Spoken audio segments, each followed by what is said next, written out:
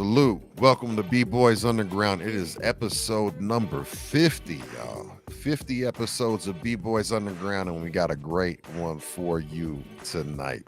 We've got the artist, Jay Sands. Looking forward to getting into this one. Super dope individual. Just released a new album. It's official, out on all platforms. We're gonna get into it. But first, I gotta bring my brother from another, the one and only G Dash. What's goody, fam? What's going on, Ghost Boogie? What's going on, B-Boys and B-Girls Underground? It's G-Dash, fresh, coming live out of Cincinnati. Actually, I'm in my hideaway spot in Jamaica, Bermuda Triangle, somewhere in there. So, don't worry about it. Don't worry about me. We still rolling hard. Yeah. We got my man Jay Sands coming from Lone Callis, MC, producer, podcaster himself, Sands on Sports. So we about to bring it to y'all. So tune in, ask your questions, hit your likes, hit your subscribes. Y'all know how we do. Let's go. Absolutely. Don't forget to hit that like, subscribe, all notification bell. But most importantly, don't bogart, puff, pass, share, right? Share. And without further ado, it's time that we share with you the one, the only, the artist, Jay Sands, y'all. What's goody, fam? Peace. What's going on, fellas? Salute. Well, hey, welcome in to B-Boys Underground. Very, very happy to have you on the show. Episode number 50, you know what I mean? This is kind of like a milestone, of course. These milestones, got a half of 100. So this ain't something we're stopping. This is something we're in it for the long haul, baby. So so Jay Sands, man, again, thank you for joining us today. For everybody that's watching this on the replay, this is being recorded as of Wednesday, October 2nd, 9 p.m. Eastern, 8 p.m. Central, 7 p.m. Mountain, 6 p.m. Pacific, and everywhere else across the world. Salute. Jay Sands, let everybody know, man, where you are coming from. Like, where are you representing, man? Right now, I'm representing the garage in Owens Mills, Maryland. So, I've been residing in Owens Mills the last 22, 23 years. Word. Dope. And then, like, where do you, like, if you were to say, because I mean, I'm currently in Denver, but okay, got you. As you can see, I will rep Cincinnati to the day that I die. So I mean, like, where is it that you claim? Born and raised Pittsburgh, Pennsylvania. So you see the hat too, you know what I mean. So a lot of Pirates and Reds beef in my life, you know what I mean.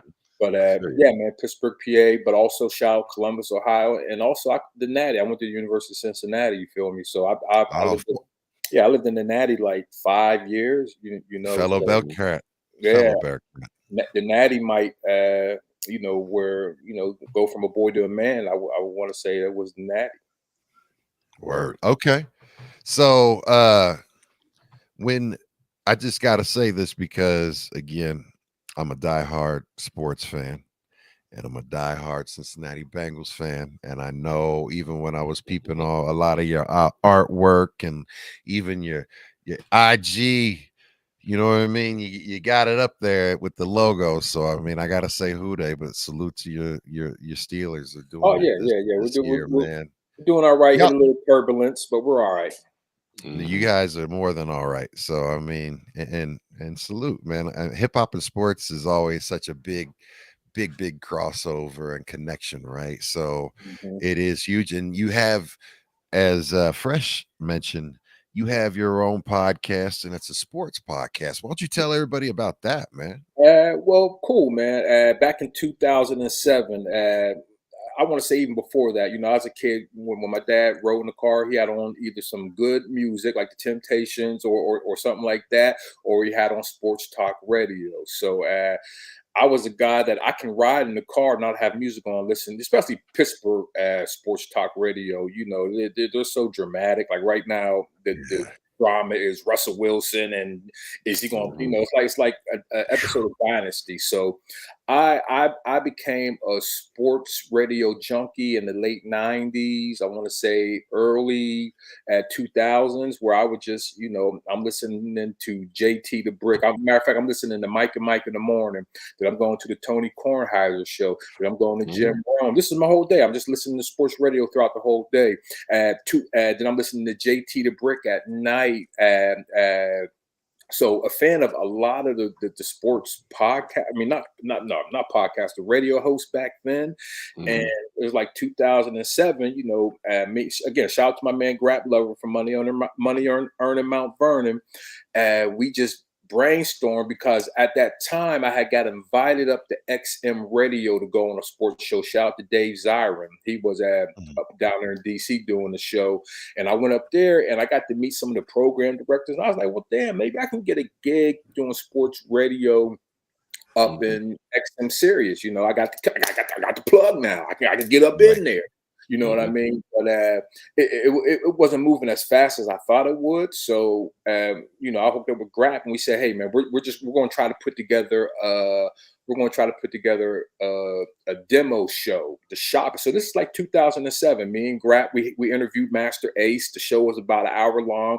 We sent it to Sirius and whatnot, and we didn't get a show or anything like that. So we just chilled. And then I want to say maybe a few months later, I was just like, I still want to do this. So I contacted Grouchy Greg, because I keep it 100. I always say that I'm the first hip hop sports podcast, but not the first podcast, because I was watching what Cypher Sounds and Rosenberg was doing.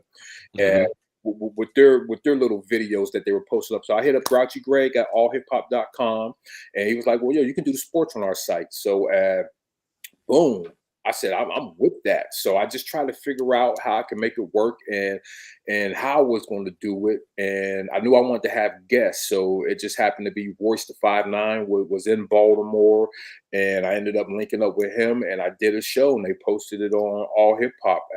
Again, the show was like 45 minutes, and then I get an email from the manager at All Hip Hop or something like that, saying we can't have shows this long. You got people's minds. He's running that people's attention span. Yeah, attention span doesn't last that long. You got to cut it down to 5 minutes. And I said, I'm not. I'm the type of dude. I will compromise. I compromise my music all the time, so I understand compromise. But when the excuse or the reason sounds like bullshit, I put myself in a position in life I don't got to deal with the bullshit. This dude's telling me this after, again, this is 2007. I got my first record deal in '97. So it's like, dude, I'm already good. I just want to work with some brothers and shit on it. So, all right, cool. I won't do it with y'all. So I did one episode with All Hip Hop, and then I just started doing episodes myself, putting them on YouTube. I interviewed everybody, and this is before the podcast shit. I'm interviewing Lars Professor, Pete Rock, R.I.P. Von Mason, again, everybody at Fife Dog, R.I.P. Sean Price, R.I.P. Again, this is before I started the second iteration of Sanzo Sports as a podcast. I did I think 105 episodes from 2008 to 2012. I did a lot of episodes, and then I just chill. I was like, you know what? This, actually, while I'm doing this, I'm not really putting out music. So again, let me bring it back a little bit. The reason I'm doing this because I have a kid. I'm not putting out music. I'm a stay-at-home dad kind of life. You know what I mean? Rapper trying to figure it out. So I don't have the resources. I don't have the time to put an album out, but I still wanted to have something out there. And I'm still going. I live in Baltimore. I'm going to shows in DC every night. Somebody, Pete Rock here, Primo's here, J. Rue's here. So I'm like, dude, you're around all these artists and you're not putting out music. So maybe you should interview these guys and then put it through your. So that was kind of the reason. Good idea, yeah. You're not active musically, but you can still be active with something else. So I just started recording dudes when they came in town, man. And again, it went great. And then once I started putting music out, and again, it came from a record deal from France. I got a record deal in France for a Lone Callous album. And then, I was like, okay, music is back. Let me start focusing on the music. And I kind of slowed down with the Sands on Sports. Maybe like 2-3 years. I'm done with Sands on Sports. It was good doing it, but I'm focusing on music now. And then I'm seeing the podcast wave pick up. Like, okay, wow, this pod. So I'm still like, nah, I'm not going to do it again. But I'm like, okay, you can't ignore this podcast wave. So I started Sands on Sports again. So I started my count from 0. So right now we're at 115 episodes, but really it's probably 220 episodes if we count the ones from 2007. And again, I started, but as a matter of fact, this is ill. Me and Grap. After when I relaunched it again, I said, okay, I want Grap to be involved this time. We're going to do it right. We're going to be in studio. We had the Eaton Hotel down in DC. They got a nice studio. You walk past the hotel, you can see us inside doing the podcast and whatnot. Mm-hmm. And then, attention grabber, yeah.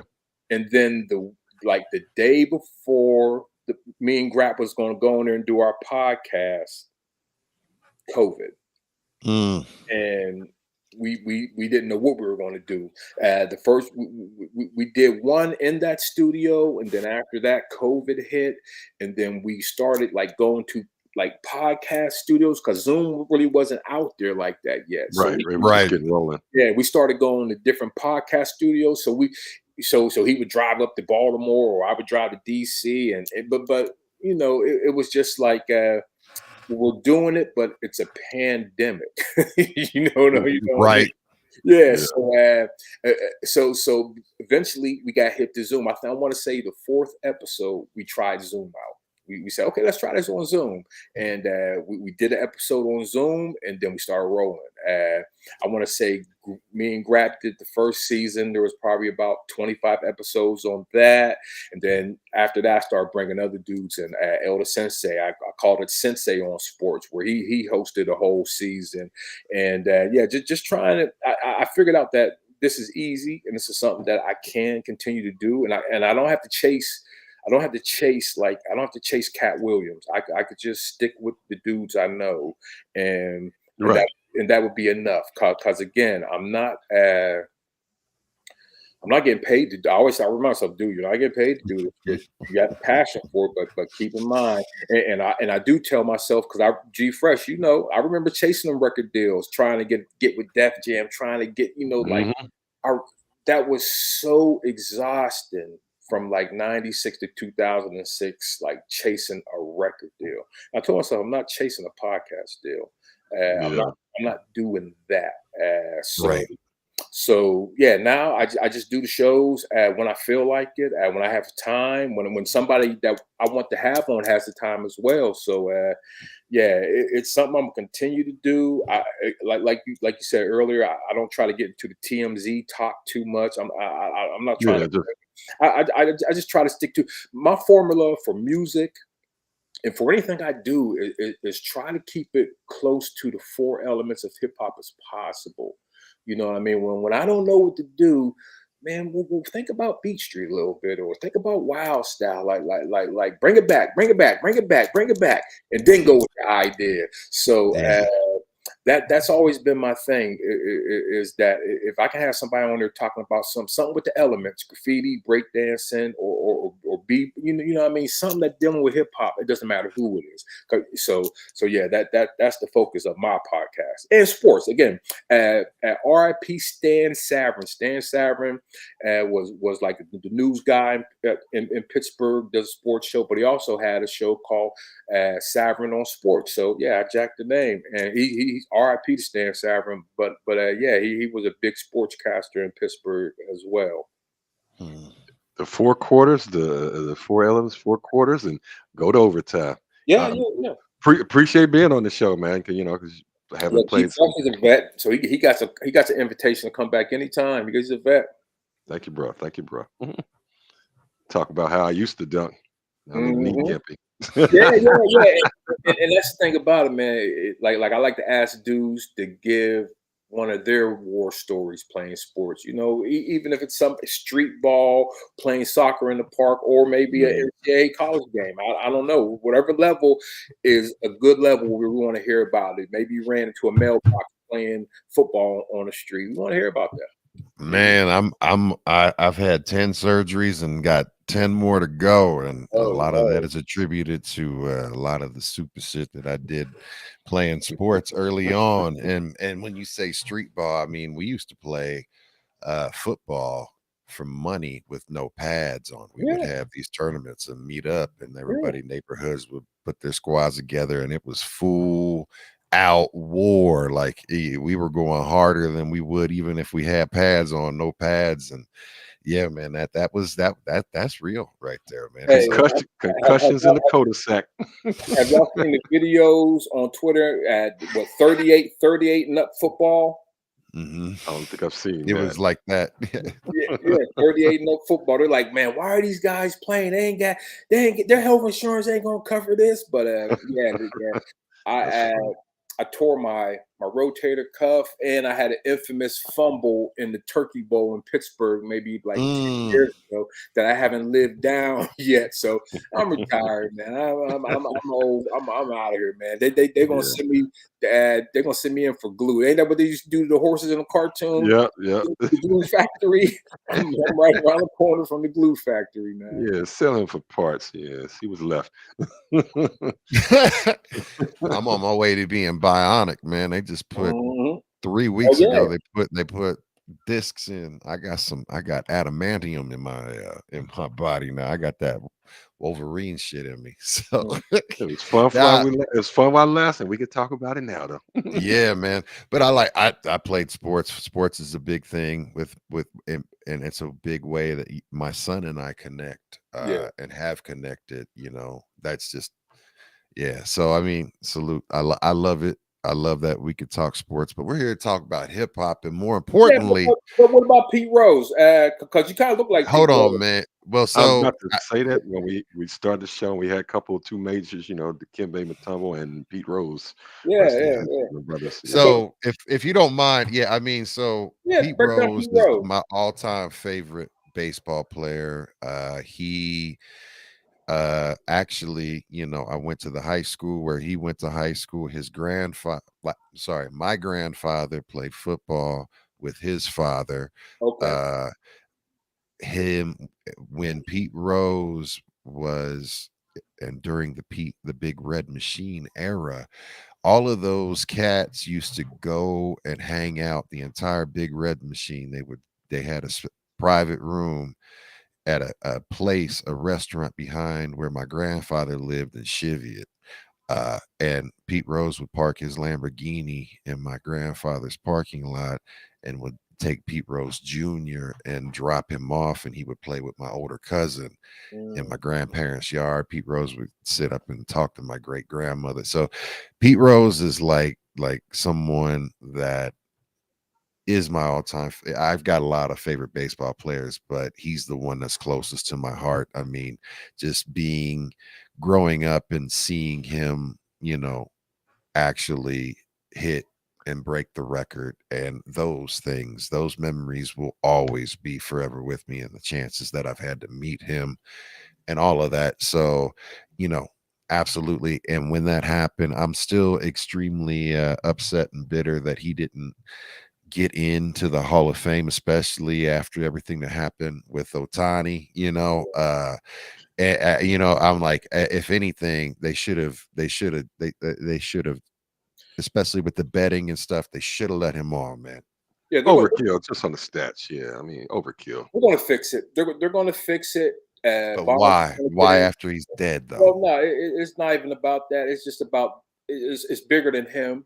Because it's not just Pete Rose. You got the steroid era that's going to be involved as well in this decision.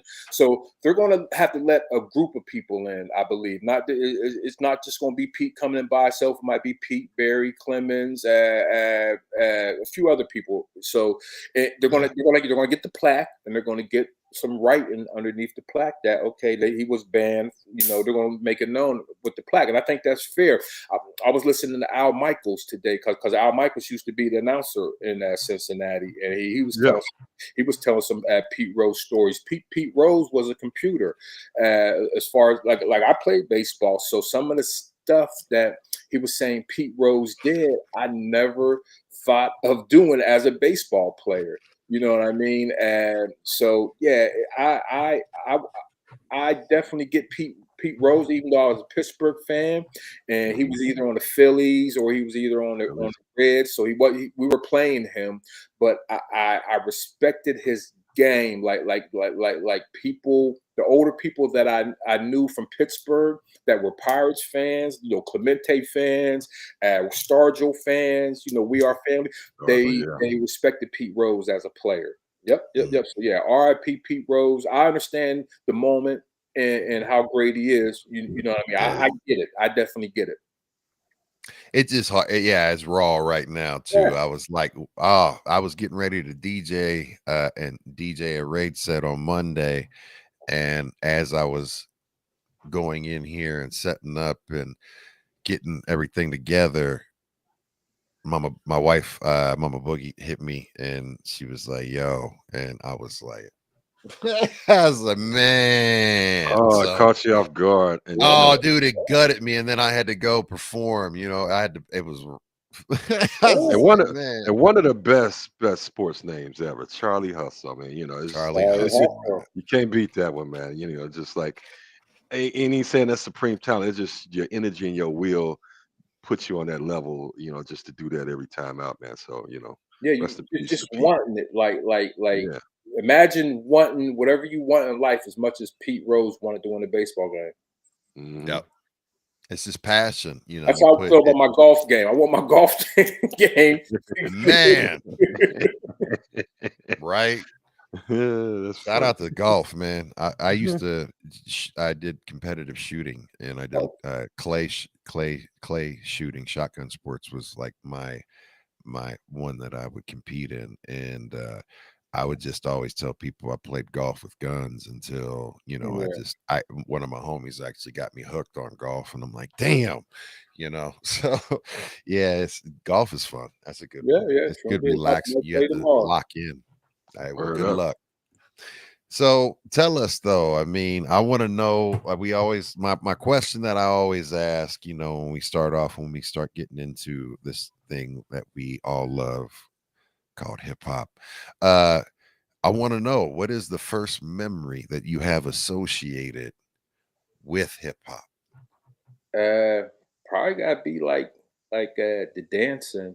Uh, you know, just the dancing. I remember catching on to the dancing first. The music, there wasn't no, it just ran into what they were playing on the radio. You know what I mean? Yeah, Yeah, I mean, the radio announcers back then, they kind of had a little bounce to them where they kind of rapped a little. So it just kind of, Yeah. if you were listening to Cadence. radio or a song, it wasn't called hip hop. It was just music. So the thing that was different to me was how people were dancing. That's what caught me first. Is that, Mhm. wait a minute, they're not dancing like mom and dad. They're dancing something different. You know, the ticking and the popping. I had older stepbrother that was a dancer, and he showed me how to tick and pop. So dancing was the force. Like, how do you make your, I could do it now like nothing, but how do you make your body do that? Like right. that's what made me want to learn. Again, I didn't know the dance was called hip hop. It was just dancing. I didn't you know, it was just, oh, this is the new dance, whether it's the two step or the walk. This is break dancing, Yep. and I just, yeah, I want to know how to do that, man. B-boys, B-girls. Yeah, I want to know how to do that dance. So that's what drew me in. I got in Don't. trouble. We got in trouble for calling New York. My father's a real tight with that phone budget. Yeah, And we seen Buffalo Gals and called it, showed how resourceful we were because they played it on MTV, flashed it one time, and you know, it wasn't no box, wasn't no request. So we just tracked down, called all kind of information. It's probably a good $30, $40 in the phone bill, but got yeah, to the point where we got to them, they said, "Oh, we don't play requests. But we wanted to see that see that. I said, what is that? We want to see that again, you know.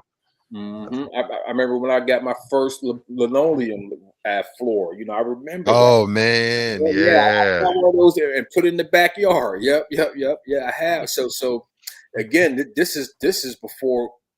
This is like right maybe before or after Wild Style came out, and you can see it on the Mhm. USA channel. So this it's that age, you know what I mean? Yeah. Early '80s, and you know, you didn't the rapping again. It just seemed like what the dudes were doing on the radio. So I didn't really Yeah. pick up on you weren't hearing verses too much. You were just hearing people like just sound like the dudes on the radio, but the dancing. Michael Jackson and like Michael Jackson doing the moonwalk, like was you in the fifth, sixth grade when that happened, and how big was Yeah. that? So yeah, it was the dancing, man, that drew me in. Yeah. Yeah. I go ahead. Sorry. I was gonna just say that next day at school after you seen that moonwalk. Yeah, Mhm. everybody was in Yeah, there Everybody was talking like, about it. like yeah. what? Thriller came out, motherfuckers had to add the Beat It jackets. I remember Hmm. that, bro. Man, Like, I had my bootleg ass Beat It jacket that I begged my parents for, but I had the gold circle one, man. You know, that plastic joint, you know that. yeah, The vinyl, that You know vinyl. what I mean? And especially that early 80s shit that just started peeling really real quick. But hey man, that yeah, that was huge back. Phew, man, that and the videos and everything. I mean, MTV was huge yeah, to help perpetuate and expose people to a lot of music and just the visual aspect of it. Because you know, when you took radio and audio, you could get lost in it and you stare at the albums and the artwork. But then when you were actually able to see the people that you were listening to in front of you visually, and they're able to create an additional piece of art to go along with the song, that was just, man, yeah. that But was even better. check it out. MTV was cool, but MTV didn't get in depth. Like No. you had to have direct like they play Run DMC Rock Box, and that's all you got. Oh, Yeah, absolutely. yeah, yeah. You better catch Yeah. Rock Box because it ain't coming on till next week. Well, Right. and that was, they were notorious, I mean, for not playing any, Yeah. So you had music to of have the people record. of color. Yeah. Yes. Absolutely, yeah, It wasn't and even and just that hip was hop. a Yeah. big thing. Again, Yeah, the USA network, like after midnight, like they used to just show a lot of. Again, that's how I saw Wild Style, watching the USA Network like 3, 4 in the morning. You know what I mean? Mhm. And so they showed a lot of the culture early yes. at the TV station. So I would fuck with them more than I would fuck with MTV as far TV. as you know Facts.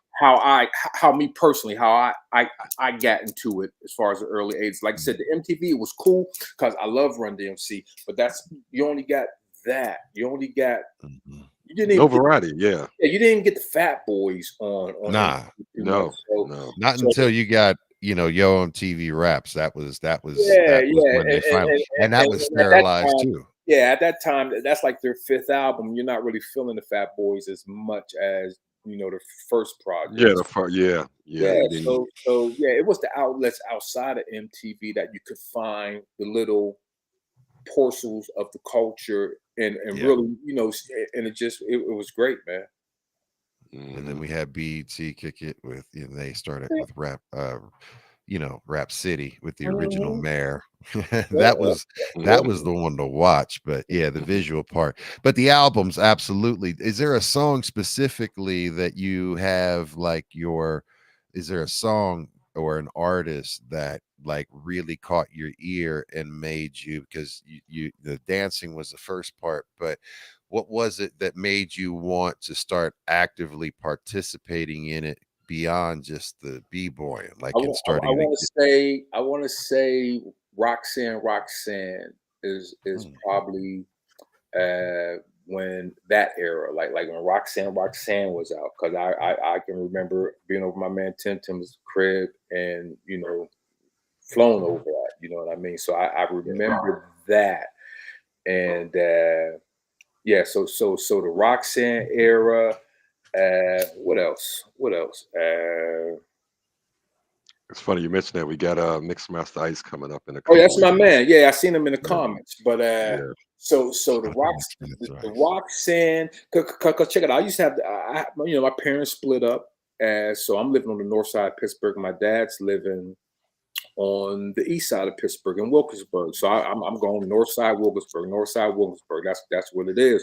And I got two stepbrothers now, and I, I've never seen anything like it. My dad's a sports guy, so I grew up on the sports stuff, the Pirates, the Steelers. My dad playing softball, baseball on a Sunday.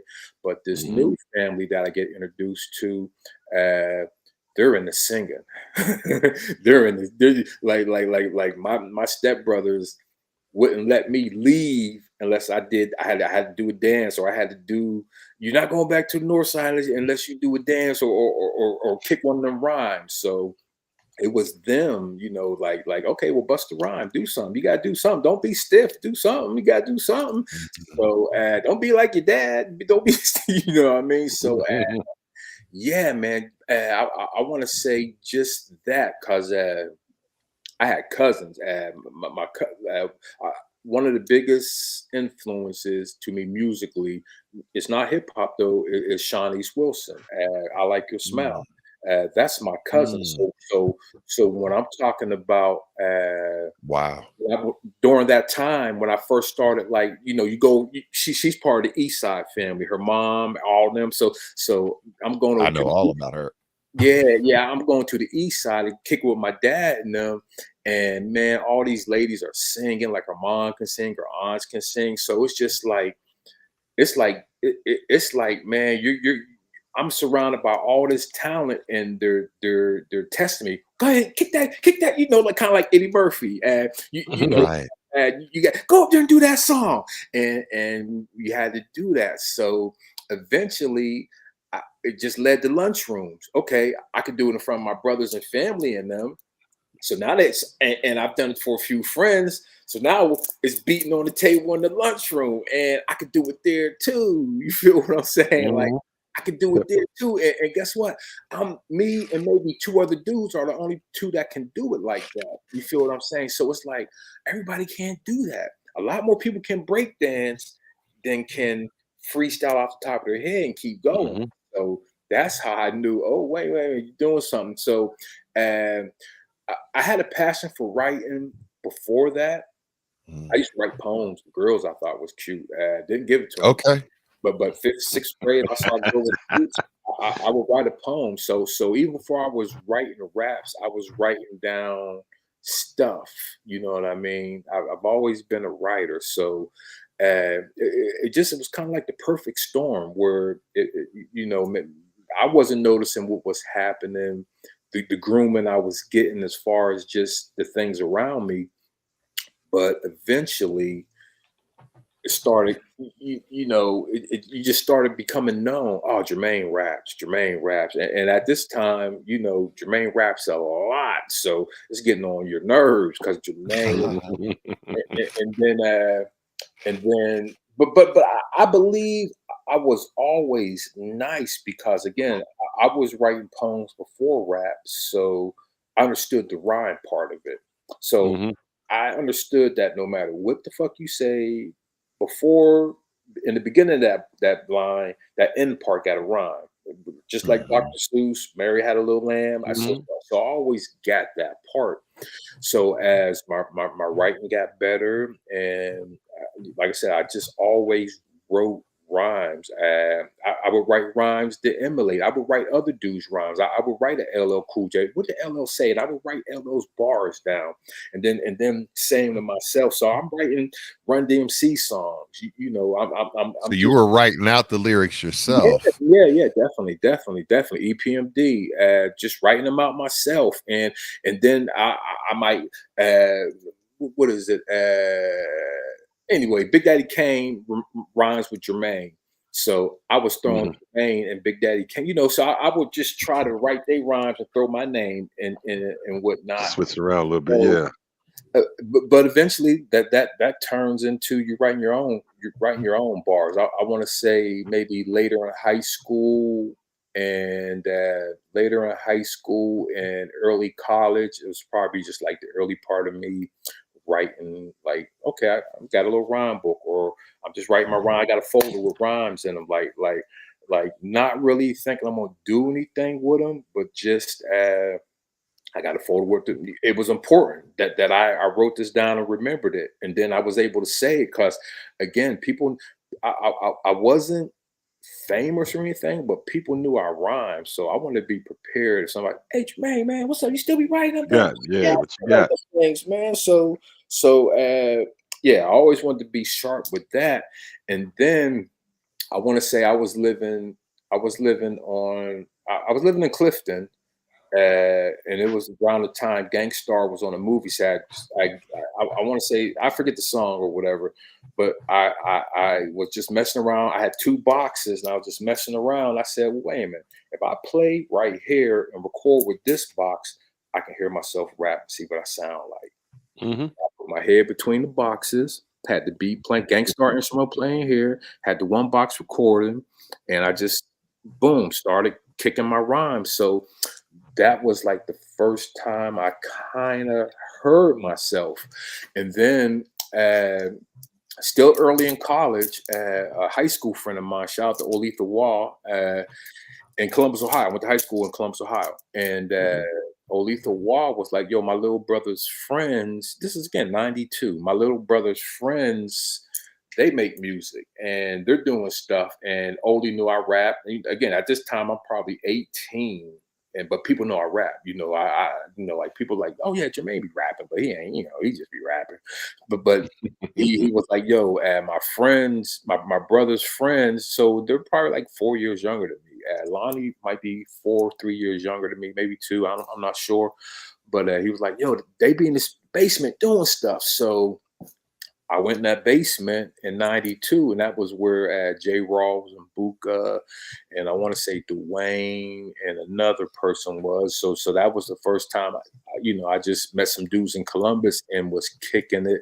And I want to say the second time I linked up with them, we did like a demo, and that was the first time I had a cassette. It was a What's four your track. voice on? Yeah, a four Yeah, tracker. yeah, I Yeah. could play for people. Oh, yo, yeah, this is what I sound like. So I'm running around campus in 93, and I got something, I could play for people. And, my mom's finding rhymes. So a big thing was my mom, every Christmas, again, I'm in college. So I want to say 92, 93. My mom, every Christmas, started buying me books, rhyme books, poetry books, empty poetry books. And she would write a little message at the end of it, keep doing your thing, blah, blah, blah, blah, blah. That's dope. So every Christmas, I would get a rhyme book from my mom, and I try to fill it up because I know I was getting another one next Christmas. So I probably went through like about 9 years of that. When mom gave me rhyme books, and I think my sister was like, he doesn't write that much, because I want to say, shoot, like 2005, 2002, maybe something like that. The rhyme books, I started looking at them like, man, a lot of empty pages in these joints, man. Because you get there, you're having kids, you're moving, you're married, I'm making beats, and it's just Mhm. life takes over, so you're not writing as much. Like I remember, shout out to Dante from Mood. I remember one summer we was like, Shout out Dante. we're gonna wake up every morning and write a 16. I don't think we did that, but that was just the energy. Yeah, the concept of it. Yeah, the Every morning, goal. 16, just to sharpen steel. And yeah, man. So that's really the journey, man. As far as writing, like I believe I've always been a writer because I was introduced to music through my cousin and just her family and whatnot, and my mom and dad, but really seeing people do it live. I want to say, like I said, Sean East and her mom and her aunts and Mhm. my stepbrother Monty. Uh, he was in the band. It was crazy because he was in the band. He had his band, and he was Prince. So he had to. He was Prince, whatever. I And got you. he had Apollonia girlfriend too. You know what I mean? So Okay. he was the Pittsburgh Prince, and I used to go to his shows, and it just, yeah, that stuff stuck with me, dude. And just challenging yourself to be creative, you know, and show your talent, man. Like believe in yourself. And that was because this is shit. If my parents never got a divorce and we stayed on the north side, I never met these people. I probably still rapped or whatever. I don't know. Right, But right. Never know. Yeah. that watching my cousin go from jump roping with me, and the next week she's on Star Search with Ed McMahon. Hmm. Like, dude, that shit stuck with me. Like Yeah. what the fuck is going on? Wait, hold on. Why does she have these black and white pictures with Yeah, like what's that for? Yeah. what's go? Why does she have like those like our pictures are in the photo album? Why is her picture like that? And Shot. Yeah. yeah, so I remember that stuff, man, and like I tell her like, yo, you inspire. Oh, Jermaine, you so yeah, whatever. I think about that. I be chasing you as far as just trying to chase that example that you set, man. Like my cut, like again, you Those know, possibilities was it was right right there. next to you. But again, Yeah. I wanted to play for the Pirates. you know, Yeah. singing, all that singing and dancing was cool, but it might have been a little sissy. I wanted to play sports. I wanted to be, you know what I mean. So that was another thing is that I didn't want to do all that singing stuff. I wanted to play ball. Same here. I mean, I was rapping the whole time, but I like, hey, I'm NBA bound. And I was like, wait a minute, get to college. Like, man, damn, I'm guards as tall as I am. I'm 6'6", and I'm like, all these centers are 7 foot. Hey, I'm a few inches shy. college will wake you up as an athlete. University of Yes. Yeah. Cincinnati woke my ass. Them boys from Florida coming up running them 4.3s, 4.4s. Yeah. And yeah, man, that was some shit, brother. Cause I thought I thought I was nice, but it's just a speed. It's just that next level is the next level for a reason. you That know? that's Yeah.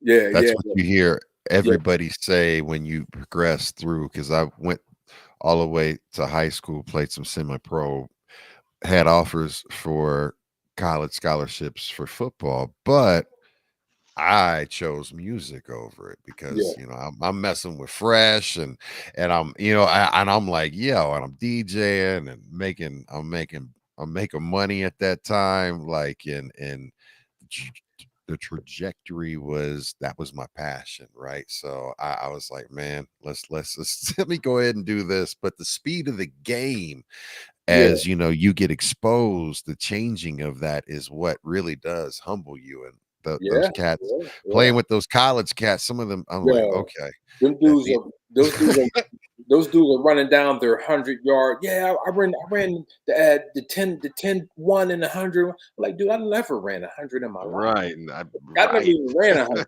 This guy's score. I mean, I know I competed and got better and broke some records and hood stood my ground and got top of the food chain. But then there's another leap after that.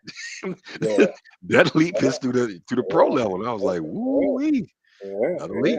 yeah. all right. So we have a question that we're just gonna get right into. Crash wants to know. Crash, Gosh. 502 heads, big Salute to Scribble you, Jam Crash. guy from Louisville. What's up, Absolutely. Crash? Yes. Crash wants to know how you linked with Flying Lotus. And I want to know that question because that's something I had scribbled in my notes over here. So, Got you. big Flying Lotus fan Me too. because Me I too. love experimental, dope. I mean, Ohio funk, all of that Mhm. dope, dope artists. How did you link up with Flying Lotus? I didn't link up with Flying Lotus. That was all at Dudley and Georgia Ann when they were running their label. They just had an acapella of my vocals. And one day I look on YouTube and I got a song Flying Lotus. So that's honestly how that Man, rolled. You know what I mean? It gets a lot of traction. I mean, the song came out in I think around 2007, something like that. But yeah, it gets a lot of traffic. I get tapped on the shoulder about it a lot, but Mm. never met Flying Lotus. And but I dig his style. But yeah, never met the brother. that's a great compliment for him to be able to, take an acapella? Like how long had you, or how far away from when they took your acapella to when you did it? I'm not How old is it? sure. Do you know? I want to say that I did the song over a Georgia and beat, and Okay. then they moved it. So if you got the BPM, you're gravy. Right. Yeah. So Yes. so yeah, I believe it was a song. Again, I don't remember No problem. how it really went down, but I want to say I did it over a Georgia beat and they flipped it. But I might have did it over that beat. I'm not sure. Interesting. Regardless, that's a huge compliment, and I Yeah, know that had to have been, something that as an artist made you feel good to say, yeah, someone, is feeling me enough to, wanna, pick you Do that up, and mashup and yeah, do yeah, hook that up. Yeah, that's dope. mhm, especially an artist that you respect too. It's like, yeah, man, yeah, yeah, yep, so, yep, yep. well, salute I got a that speaks testament. Please go I ahead. Sorry. got a question, moving on, from college and Pittsburgh, now Maryland. Um, different different areas. Yeah. Was you picking up different styles or different flavors? I mean, I know you was a writer, you was developing your Mhm. style and definitely from the writing skill. What was the experience hitting a few different places? Did that affect your style or Yeah, man. I mean, it made it gave me a wider range. Okay. Cause East Coast, you can be as complex as you want. You could spit trigonometry. You start going Mhm, further to the West and Midwest, you got to slow down though. You got to talk a little slower. You got to be more mhm, clear about what you're speaking. So that's the thing is that it gives me the skill of being complex, but also understanding you're talking to somebody. So don't be mhm. too Mhm. abstract. Make sure somebody can walk away with your message. You know what I mean? So that's what again you're talking to a person. You're not just talking to yourself in the mirror and you're the only person that understands what the fuck you're saying. Yeah, I mean I know those rappers and honestly I dig some of those rappers, but that's not the artist that I wanted to be. I wanted to be somebody again I wanted you to be able to understand. Most deaf. That was a brother who I used to just take away from a lot, man. Mhm. Again, when he did those shows, it was like he was talking to the audience, like Mhm. literally, like talking. He's not having a conversation with just himself. He's having a conversation with all the people in the building. So I He's really, communicating. yeah, I really. So I don't try to be too abstract. I could, but then again, that's going to limit the reach just to myself and a few others who's willing. Again, I used to love that rap. I used to love Wu Tang saying some crazy shit or Right. hey, and I gotta go. I gotta read a book to. Yeah, motherfuckers is not doing that. 2024. You know what I mean? Abstract contact of mosquitoes, blood vessels busting Yeah, and no.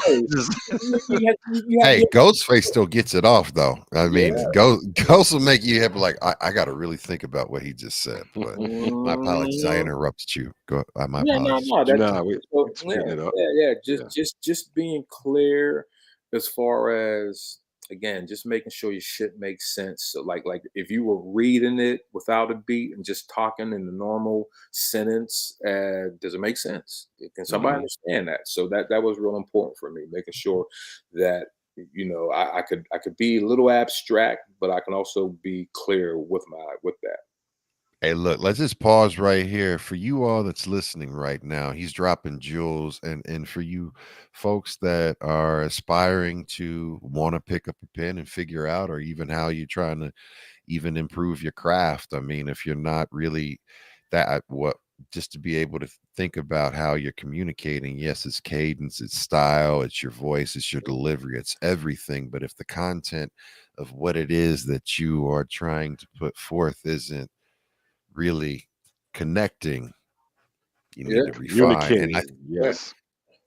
and in your writing background and the fact that I think when you were talking about earlier, what I wanted to circle back and just speak to was how you took time to write out the artists that you like, their lyrics, right? Yeah, You wrote that out. yeah. And that was always my trick, and how I figured out how to remember something is I just have to write it on paper. I'll never use that paper. I might reference it, but once I write it down, it's locked in and it's part of my, it's up here, and then you can start rearranging it. But I think you absorb styles by doing that, because you named a bunch of different artists. And then what Fresh had spoke to is the fact that you had the opportunity to be a part of all of these different scenes and all of these different, Yeah.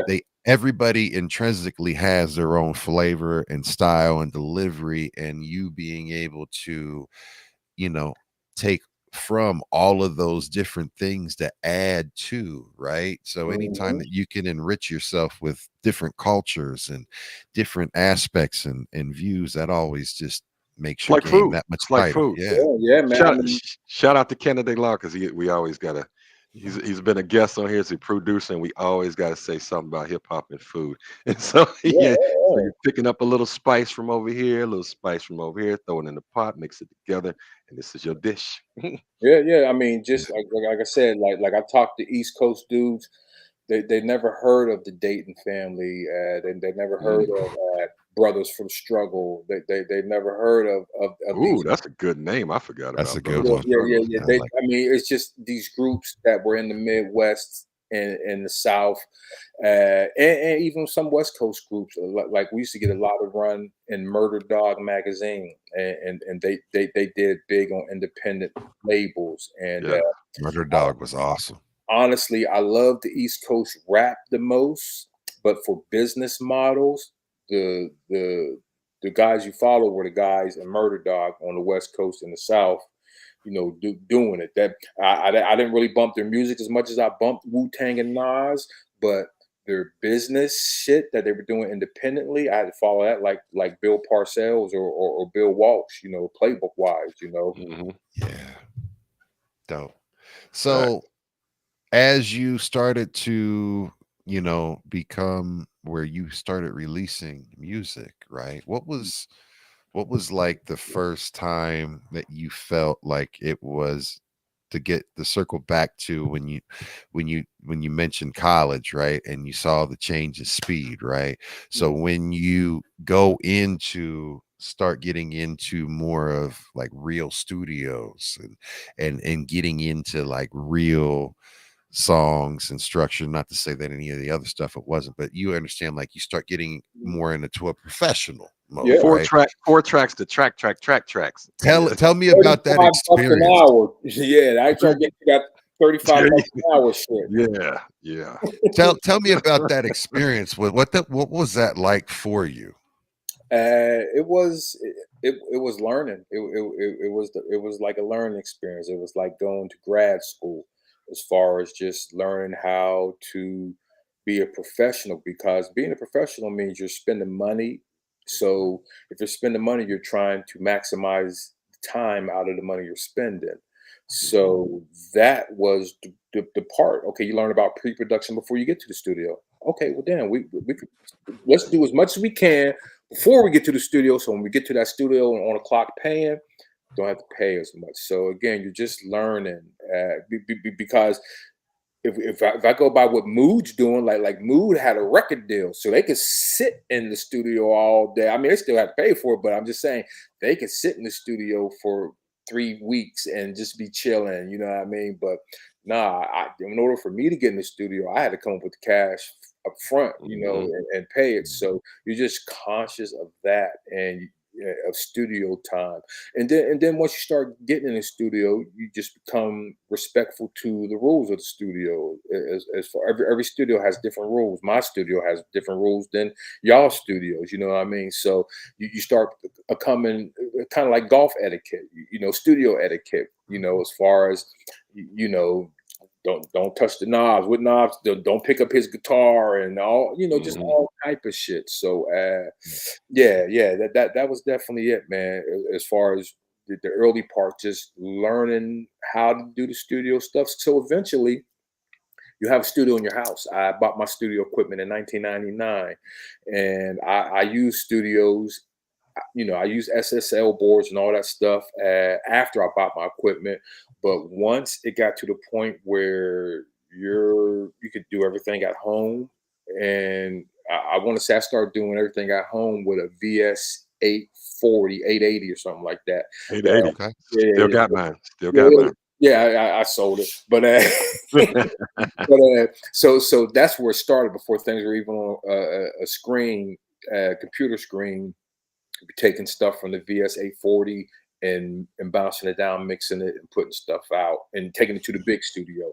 So you just learn again. You just learn about equipment, and then I want to say around 2010, man, you could do all that tracking at home and send it to your engineer. Mhm. Engineers are working from home now. Studios are closing down. Record stores are closing down. The music industry is shrinking. So a lot of the jobs that were connected to the music industry are going away. So Yes. you just start figuring it out. You start CDs are going away. CD manufacturers aren't needed no more. I mean, it was a shift in the business, and Paradigm shift. Big yeah, shift. yeah, Yeah. it changed my Tremendous. life because again, my life at that time was set up. Do a couple albums a year, get a couple advances, and tour, and you're good. Mhm. And that was it. Do a couple albums, tour, you're good. You're good. You're good. And that shit stopped. And CDs, everything to start going. People start saying, "Oh, vinyl." I'm so happy vinyl is back. Like Surgeons. I got Yes. my box. I got 200 right here, ready to go. So, but again, it was about minimizing the big studio. I'm sure Dr. Dre and them, they got the big studio, all that shit. But most In artists, their home. yeah, exactly. Most artists now have that focus right. You know what I mean? Mhm. And again, Right here. yeah. Once you figured out that all you need is a quiet space, and you could track your vocals and then ship them to whoever else to do the mixing, the game was over. As far as I would I like to be agree. in the Yeah. studio, but again, we're talking about time. We're not. If anything, it's not even the money. It's just about the time. The standard that they always say is you have to take 8 hours to mix an album. So we did the Lone Catalyst Good Music album out in California, and we had the big studio with the SSL board, and each song for that album, and out in Cali, we had to listen to that shit for 8 hours, every song, maybe more, to get the mix right. Take it from studio to Mhm. the car, studio to the car, boom, boom, boom, this and that. Mhm. And now you just don't.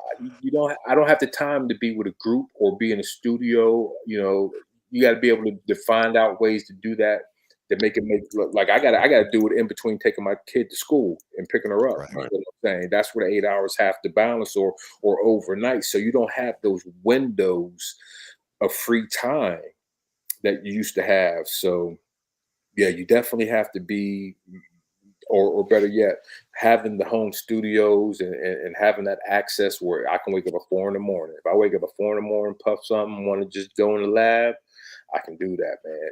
And that's the freedom I want to say I always look for. Like being able to, all right, I'm ready, and then go.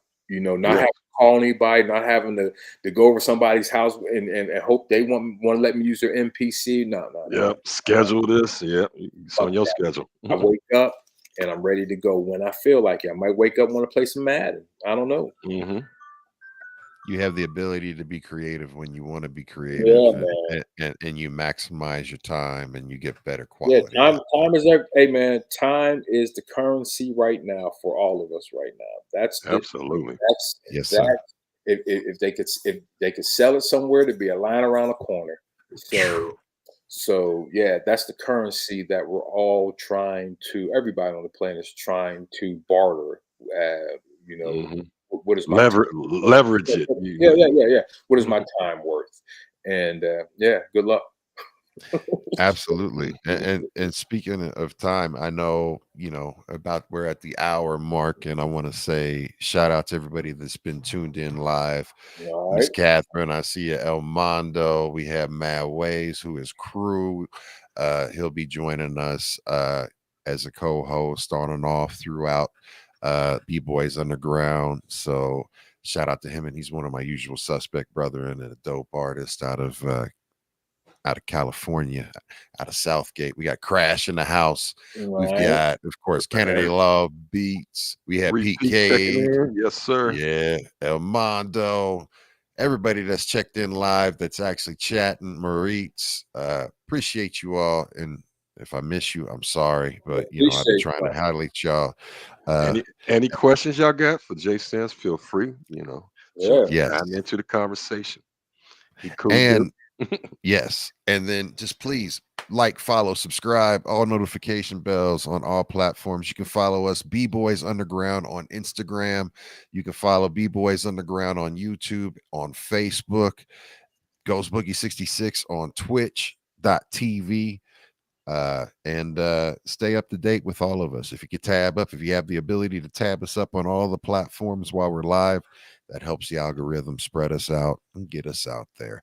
But of course, let everybody know on our YouTube channel, you can check out all of our past 50 episodes, including this one.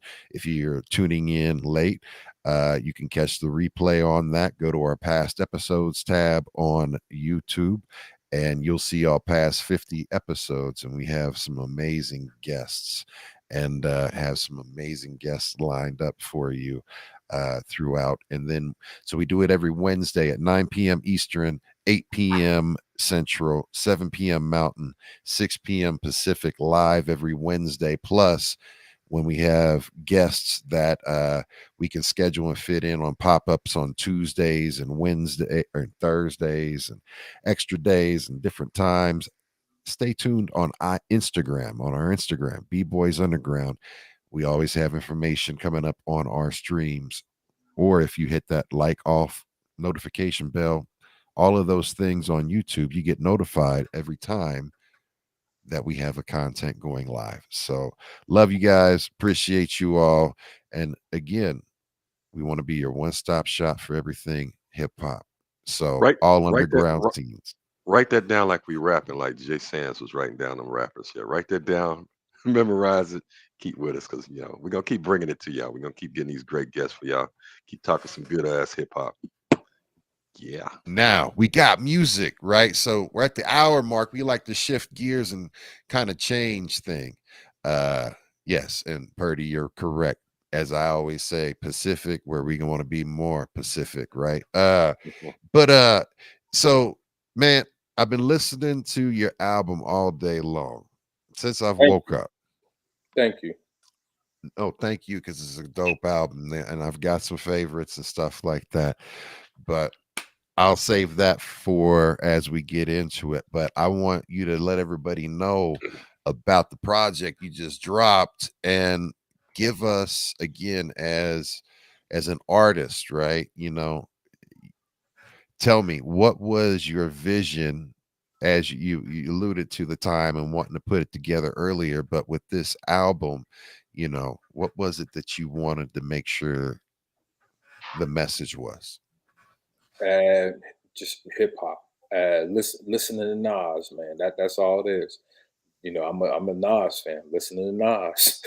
You listen to Nas, you get inspired. You start, yeah. Nas put you in your bag. You put you in your put you in your pen. You know what I mean? So Mm. in your pen bag. So yeah, man. As anything, just listen to Illmatic, man. Getting inspired.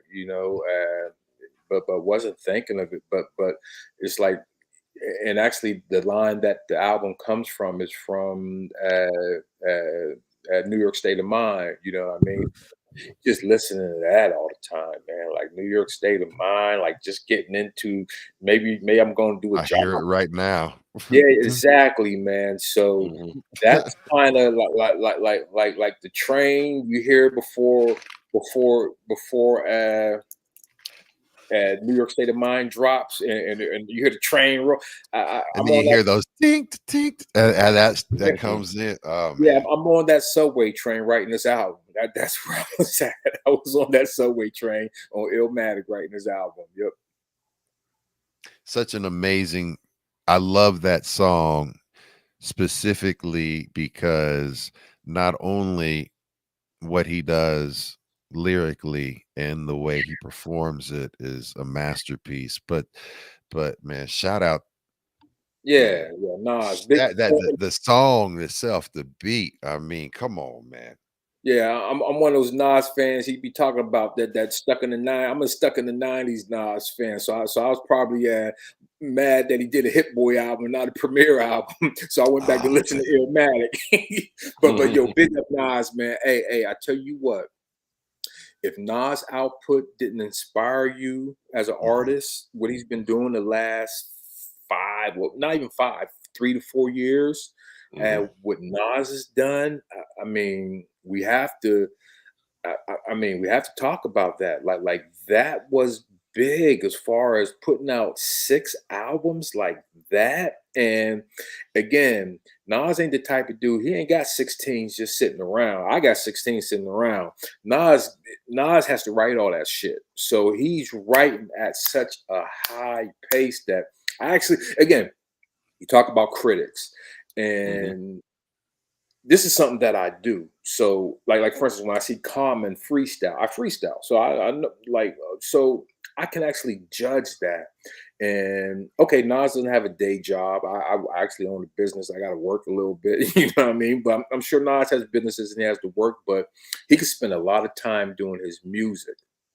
And regardless of that, the output of lyrics, you gotta throw your hat off to that, man. Putting that shit down like that. So, Yeah. and honestly, like I said, I'm a stuck in the '90s Nas fan, but I found my songs on those projects. Each project that he put out with Hit Boy, I found my song, like even the Common Pete Rock album that came out. I love all Pete's beats, but I had to find my 2, 3, 4 songs that I'm gonna roll with on this album, that really stick with me. So that's everybody's album. I even got 2, 3 that I like on my album, and the other ones kind of just there. You feel what I'm saying? So yeah, that's the same thing with Nas's albums with Hit Boy, is that you gotta find the ones that you like. You know what I mean? And be happy and be happy that you found those. You know what I mean? That's the one thing as a fan, like be grateful that you found something that moves you. Like don't take it for finally he did. No, nigga, be grateful that man put something that touched you. You feel what I'm saying? So yeah. But Nas is definitely, like, I'm one of the biggest Nas fans ever invented. And So he's your number one. No, Karis One. Okay. No, Karis One. Okay. All right. You know what I'm thinking for later. I hope that pops up. Yeah, we got that. I've seen it all, and I believe I've seen it all. And Karis One is mine. My daughter's name is Kayla Riley Sanders. My wife named her. Man. And so all our passcodes for our shit is Karis One. But, oh man. But yeah. So my daughter's named after Karis One. But if I want to talk about the GOAT rapper, like for everybody, I would give it to LL. My first mixtape was called LL Cool Sans, I think, Cool J Sans or something like that. Just giving respect to LL, but I think LL has to be the GOAT in my book. If you just look at where his last album that just came out is everywhere, from his first album that came out that was everywhere. Who has that longevity? Maybe Ice-T, but Ice-T's albums that are out here like that right now are heavy metal joints, not hip hop. Yeah. You feel what I'm saying? Correct. So LL, you have to give the L. Ice-T though has been putting out hip hop joints though. Yeah, but no, he's got the body count thing that he's got going on. But he's But I want to say, like, so with the new album, right? So with LL, with me, there's things where he lost me, right? So he lost me through something like a phenomenon era and all that shit, right? So Yeah. I like all of that, like when he got big and like you like that turned me off. That wasn't for me, you know. But this last album, right? Everybody kept telling me, and I didn't listen to it Back for in the pocket. until I didn't listen to it until this weekend. And it was I had time. I'm like, all right, let me just go ahead. I need to be creative. Let's listen to let this ride. The very first thing I did without even because I didn't do any research into it, hit play. Second song in, I'm like, man, who is producing this? Because this sounds like Tip. Look at the album credits. Tip produced 100% of every single beat on that album. So shout out to Q-Tip because I was like, this sounds dead on. These beats are like a continuation of the last album that came out from Tribe. I mean, it's just that sonically, it's like like I don't know if these are just the continuation from that series or what, because they sat if you play them back to back, which I ended up doing. I mean, it's just there. So if you appreciated that, you can appreciate that, which I did. So I found a connection again with him, which gave me an opportunity to sit back. All right, this isn't phenomenon and this isn't shark fin. So Yeah. Yep. so Yeah. I was like, so and then I was like, all right, LL's back. And then I'm like, LL's back. Muscles, all that shit.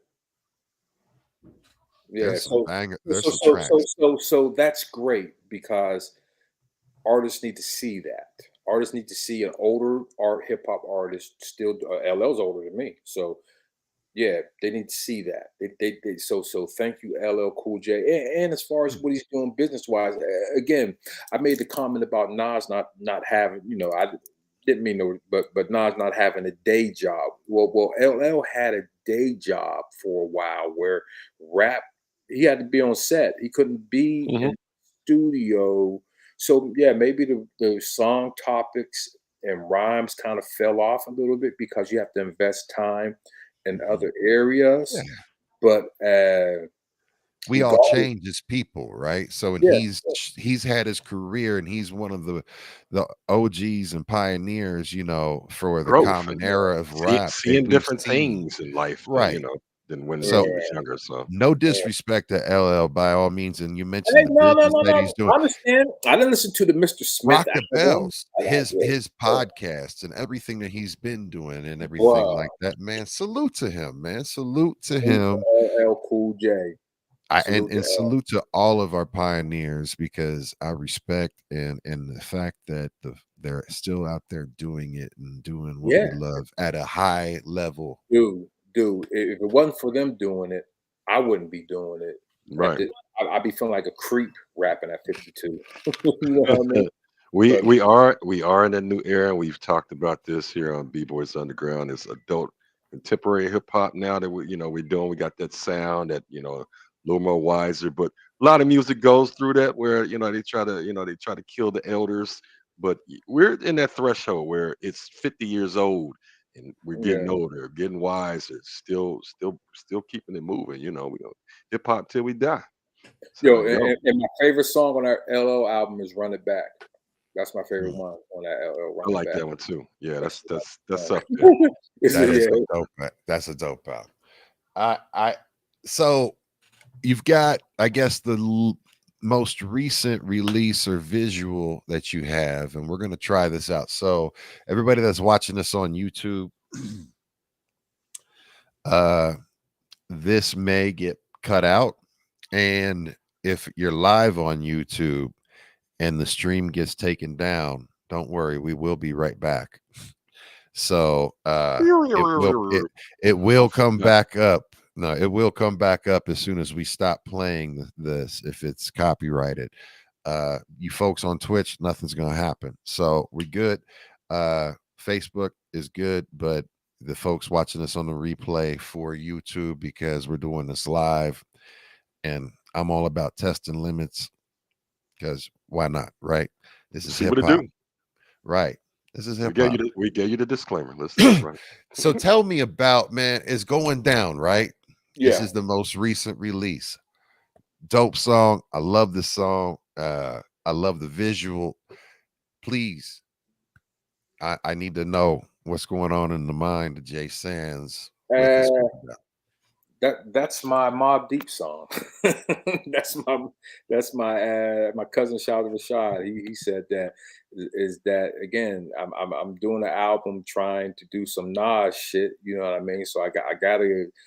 That's just the vibe I'm on. So when I heard the beat, you know that sounded like something off the Infamous or something. You feel what I'm saying? So yeah, man. Shoot, I just just wanted to just spit some grimy shit, not going too far. You know, I want to kind of stick to where, you know, I'm at in life, you know, and again, I don't want to be egregious or glorify some phony, you know, bullshit, you know. So I wanted to keep it within the realm of how I live. So I kind of wrote the song of people coming up. Basically, it's a song of people coming up saying, "Yo, what's going down, Jay Sands? This is happening, yo, Jay Sands." And also, boom. Shout out to Nori. This is I took again. I want to say 3 albums that influenced this album is The War Report, Okay. Illmatic, and The Infamous. Those are the 3 albums that kind of influenced this joint. Because the hook for going down, I got that from The War Report. Police kick door, yo, we was rapping. Your wifey, what? Dressed in decent, 100 crackers down at the 110 Priestess, New York. Get the bloody. So yeah, police kick door, yo, we was rapping. So no, people all like to slight Nori. No, you can't slight Nori, man. Nori had get the fuck out of here. And he held down that scene in first album. So Nori's always been one of my favorite MCs. I understand he does other stuff, but that's cool. He's an artist. But so I want to say The Infamous and War Report kind of inspired that song. Dope. Well, we're getting ready to play Jay Sands is Going Down. I will put the link to the video in the chat once we get done playing this for everybody to go ahead and hit that like, follow, and subscribe. All notification bells to the one and only Jay Sands. So here we go, y'all. Bam. Yeah.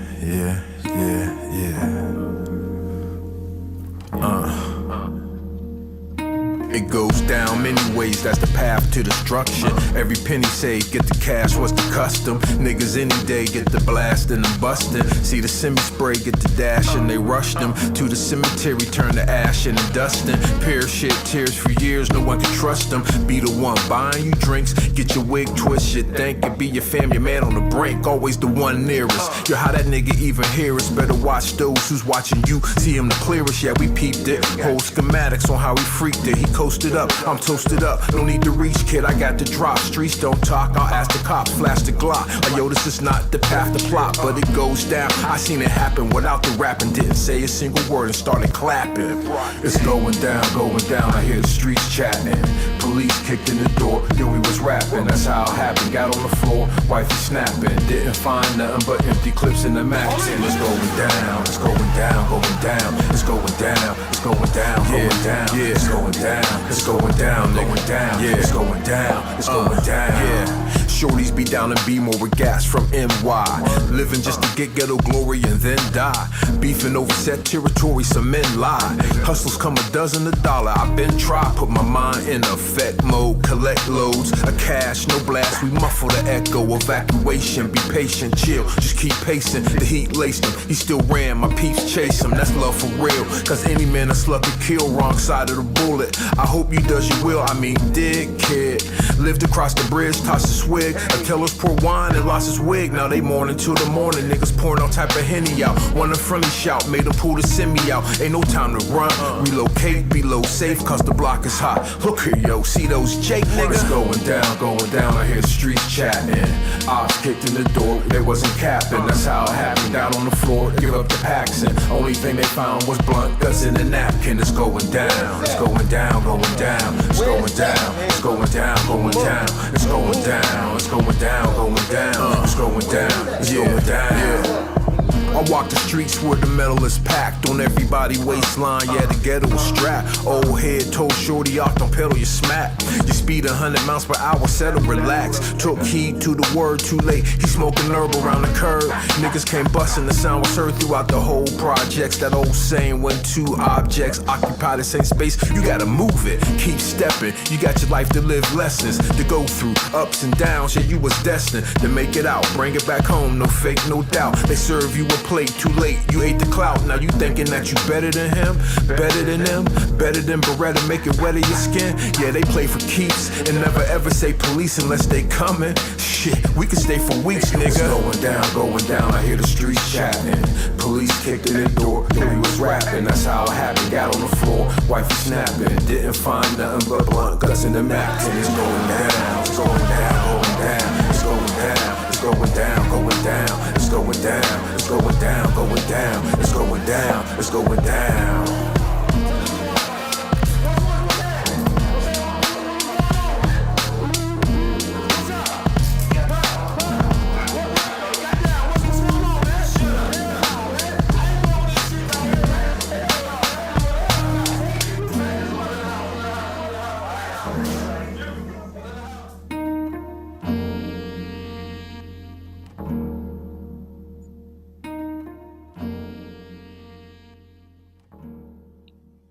Man, it's going down.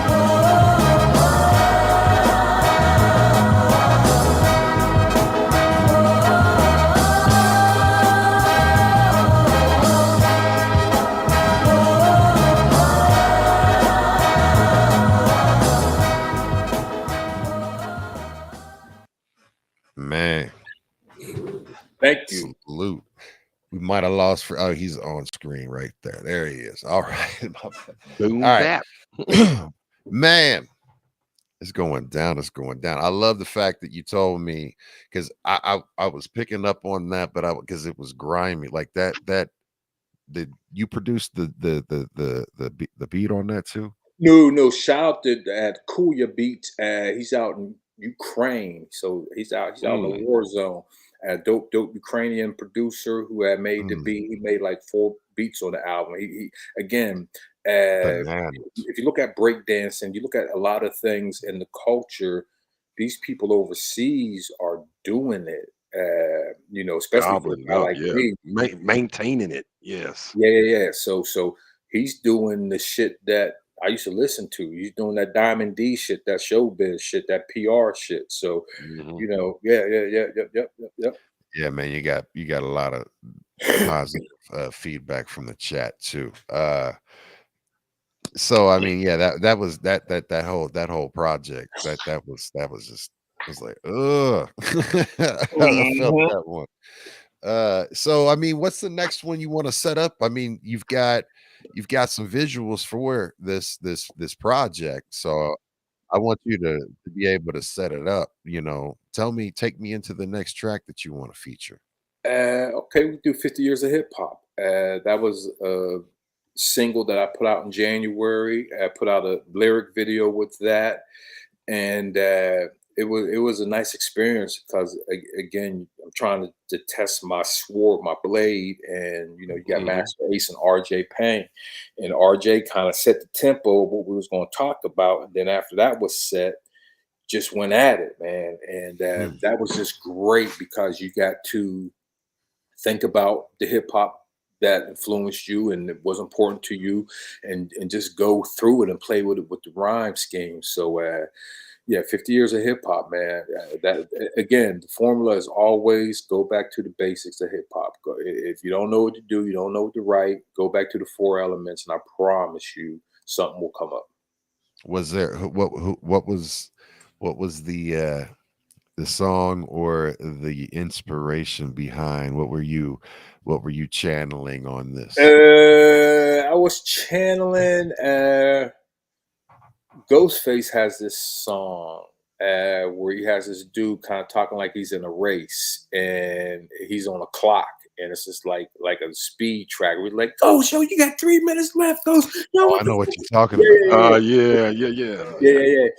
So where somebody's just talking during the hook, you know what I mean? Kind of like narrating the song, I guess you could say. So I kind of wanted a song like that where somebody's talking during the hook, not a traditional hook. It's somebody talking, just giving a good feel. And Brucey B, you know, you watch Paid in Full, and all those scenes in Paid in Full, you hear Brucey B, and so it's just like, yo. And when that shit was mixed, and when that shit was finally mixed, man, the engineer sent me the shit, and he was like, "Yo, man, you got a hit, brother." he's like, you got. And this is January, so I'm still working on the album, trying to get some songs done. And he was like, "Yeah, man, you're on your way for finishes in this album." So that was a good song to get done to figure out. Okay, yeah, because still, I'm probably about 5 songs deep at that time. I was in the shower this morning when I first heard it, and I got like a big Bluetooth speaker in my shower. You can't not be in the shower without some music, right? And these waterproof speakers are amazing. So, man, that came on, and I swear to you, I rewound it like 3 times, like, and it was like going back. I was like, yo, because I'm not gonna spoil it, y'all. So check this out, man. We're getting ready to get into Jay Sands 50 years of hip hop, featuring Master Ace, RJ Payne, and the world famous Brucey B, right here on B-Boys Underground, y'all. This is the world famous Brucey B, straight from uptown, Harlem, New York City. Big shout out to Jay Sands. It's the LP, Cans Flow, Buddha Shelter. I'm underground with the kings in digital. Dr. Octagon, my old beat downs critical. Doom pedal fast, busting the ops wearing a metal mask. KMDMX had bulldogs from Iddle's lab. One of the most like Compton in the game. The aftermath is shady, we living in chains too. Live, my crew, clan poison with the Wu Kung Fu. Law smooth, we got nothing to prove. I'm like Siegel on the freeway, dashing with Dane. Be property of the States Feds, asking my name. That's a nightmare like Dana Dane, I'm crashing with Jane. Keep a low profile, so sassy to sprain. Plug 1, plug 2, plug 3, nice and smooth. Got it on cam plus the audio too, hard to attain. Them boys lost major figures, keep a blacksmith from West, the buck shots. My save y'all niggas, listen. Big shout to that damn boot camp clip. It's the world famous Brucey B. Brooklyn, Brownsville, Bed-Stuy. 4-5 Beverly, we still celebrating 50 years of hip hop. I know you feel me. Yeah. It's flavor on top of flavor on top of more flavor. My mentality's one for all. Fear of a black planet, guns for all. Police say we all wanted dead or alive. Business as usual, can we survive? Seems like we banned in the USA. Gotta get a grip now, ooh, let's play. Step in the arena at your own risk. I'm a smooth assassin, bet you I won't miss. Righteous but ruthless, kill at will. When I get my fill, I'm chilly chill. This is not just a fad, ain't no shame in my game. Let the rhythm hit 'em, tell the world my name. Mama said take you to hell and back. While these young ghetto boys sell that crack. Living like hustlers, that ain't legal. Take a look around, see we all regal, yeah. Shout out to the Juice Crew, Mr. Magic, rest in peace. Marley Marv, Greg G, MC Shan, Roxanne Shantae. Tragedy, Cool G Rap. Big Daddy Kane, Bitch Monkey, rest in peace. It's the world famous Brucey B. Giving you flavor. Shout out to hip hop. I like the way this one is going down. Sound like some real Jay Sands, I got you. It's like some throwback shit, huh? Watch this. I got it lit, turn the lights off. I'm from a tribe called Quest, shout the Fife Dog. I'm tough too, tough crew, shout the Ice Dog. Mac Daddy, Black Caddy with the white walls.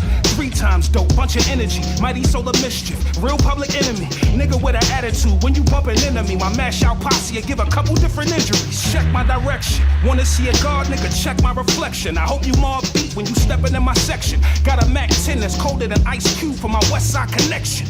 Every ball absolutely fly. I'm bumping De La Soul, puffin' Fuji La. See, I grew up on Brand Nubian and Cooley High. Dead rapper to say my name, if he do, he die. I'm deeply rooted in my black thoughts. Lord of the underground, ain't no back talk. Word of rock, you get rocked, nigga, back off. 40 eat a nigga face like it's on bath salts. It's pain. It's the world famous Brucey B. It's the album, Cash Flow, Buddha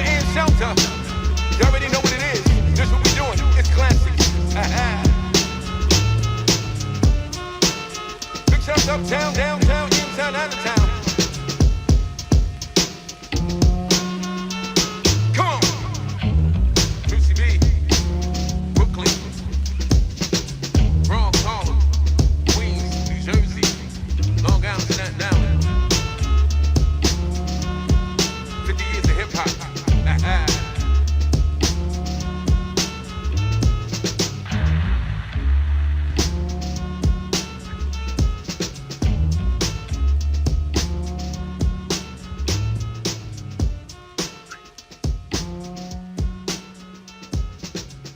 Yo, man. So, with the exception of the logo at the end, I'm just playing, man. No, Much that logo love, dope man. though. You It see how is he flipped dope. It around. is. You Oh, gotta I flip know. I around. know. I much is mad respect to that. But man, just as someone who would spend a tremendous amount of time listening to music like we all did and staring at the album artwork, the iconography. I can't believe I said it right the first time. Ooh, you got it.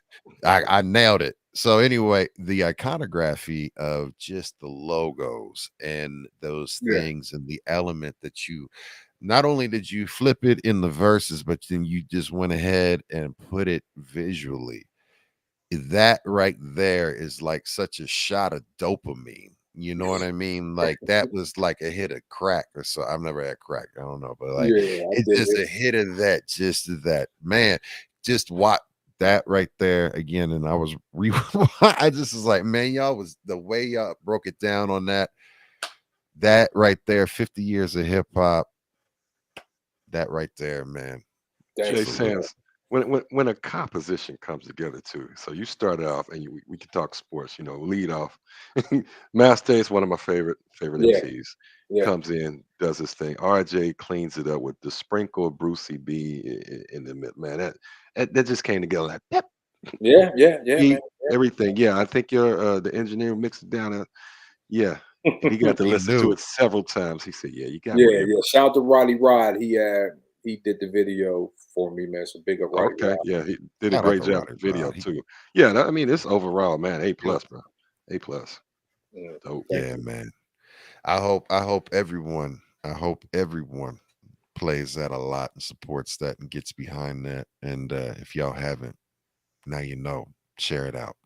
That's a timeless. That's a bookmark, and as we get to 50, that's a bookmark in 50 years of hip Yeah, hop that and homage. honestly, that's what that's one thing I try to do with the music, man. Is use it as a ledger. Like, okay, this Yeah, is this is what happened. You know what I mean? At least from my perspective. You know, all even the Bible, man, it's based on somebody else's perspective on what happened. So right. yeah, Mhm. just leaving it's important for me to leave a voice where people can say, okay, well, he knew a lot about hip hop, so maybe some of the things he's saying about hip hop are true. You know? Indeed, indeed. Well done. Kudos, bro. Salute, as we like I to like say. how you and I like how you just crack like that's like a book. Yeah, You know, gotta tell our Bible own book. stories, man. If we don't tell our stories, that shit's gonna be on Tubi. And yeah, Melly Mel gonna have blonde hair. Right. I'm gonna be Melly Mel and I go like we need to go Blonde funny hair on in a Tubi. wheelchair with a turtle on his back. So Yeah. we ain't gonna know what. Like this was hip hop. What? Nah. You tell it right.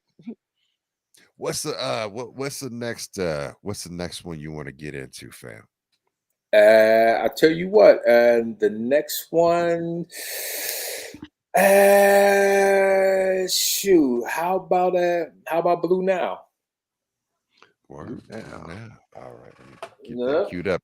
Tell us about that. Like, so tell Well, us, hey, put us in the mind of that. Blue Now. You go to the Muslim brothers, the righteous brothers. You get your oils. You get your oils. You know what I mean. I got the Blue Now, got the mango, got the Egyptian musk. You know what I mean. So it's about going to see the oil man. You know what I mean, and get your oils and incense. I turned some people onto Blue Now that wasn't hip to it. I What? said, you Bro, got to. I mean, listen, different areas, different places, different paces. I said, boy, people like, what's that listen. smell? Blue Now. Hey, don't worry What's about it. that? Hey, I don't even say Blue Now. Like, what's that smell? Get close. It's called Get Close. I like that. So what were the songs, and like what were you channeling on that? If you listen to the intro of the song, I used the intro to Peach Fuzz from KMD. So yes, I heard that. Yeah, that's it. I'm at the stand. That honestly, Peach Fuzz. I'm waiting for them to get done flirting with the girls, doing the Peach Fuzz, so I can buy me some Blue Now. Like, okay, you know what I mean. So that's how that is. Just like, yeah, just using taking my mind somewhere to a place and just staying there writing. That's really what it was. But yeah, that KMD era, like my daughter's 15. Plays instruments. That again, that's why I'm in the garage, the lab in the garage, because she's in the real lab playing instruments, reading music, and doing all type of real shit. Mm-hmm. But one of her favorite artists is MF Doom, and my favorite artist is one of them is Zev Love X. Like I explaining to her how it was when I heard him on the Gas Face, and like, who the fuck? And then the KMD album, shout out to Kenny Fowler during two-a-days at University of Cincinnati. He gave me the KMD tape, and I still ain't gave it back. And honestly, he was the first one. I want to say Q-Tip was out there, but I want to say Zev Love X was the first one, and then like a whole line of like B-Boys, Buckshot, Q-Tip, Mos Def, Grap Love, but I believe Zev was the first one, like of the cool kids that were kind of like me. He wasn't Ice Cube, but I could be this dude. You know what I mean? You know what I mean? So he was the first, I believe, in the long line. Even EPMD, all the rappers seemed untouchable. Kane, I'm not fucking sitting on a throne with women feeding me grapes. I can't be that dude. But when you saw KMD and you listen to the KMD album, these dudes are just like me. So that would honestly, Mr. Hood KMD album is one of the best albums in hip hop. Top 10 for me, definitely. And so to share that with my daughter, like her favorite artist is MF Doom, and my favorite artist is Zev Love X. You know what I mean? She got the posters in the room, real shit. That's amazing. That's awesome. Salute. So we getting ready to get into Blue Nile. Shout out to Blue from the West Coast. He's putting out a lot of shit right now. Him and Exile, they about to go on tour. For real? Okay. Yeah, Blue and Exile. Make sure y'all follow and stay up to date on that, man. Here we go, y'all. Blue Nile. Okay, you got your shampoo here, it's 5. This book is 15. Okay, 15. You got your posters, which is 10. Right. No rapping to the girls. Oh, no. All right, remember, be humble. All right, Assalamu alaikum. Yeah. All right. Funk Flex blocked me cause I asked about Kid Capri. When y'all gonna battle some shit, I hope I let it see. I never hate a critic, what the fuck they did to me. I put my art out in the world, so yo, it is what it be. Opinions is fair, it's what you sending is rare. Real heads check you out with a tentative air. Some like, some don't, some buy, some won't. Ain't no reason to flip, ain't no reason to trip. A real war's in the field, every season is Vic. Just in time for a lick, niggas thieving and clicks. People stuck in poverty, probably thinking that a robbery's a way to survive in my hood. It's called a lottery, I understand my blessings and lessons. I'm not a freshman, impressing y'all for ego's sake. That's what y'all stressing. Life's too precious to worry about who's the freshest. Yeah, I heard you feed folks, but do your message.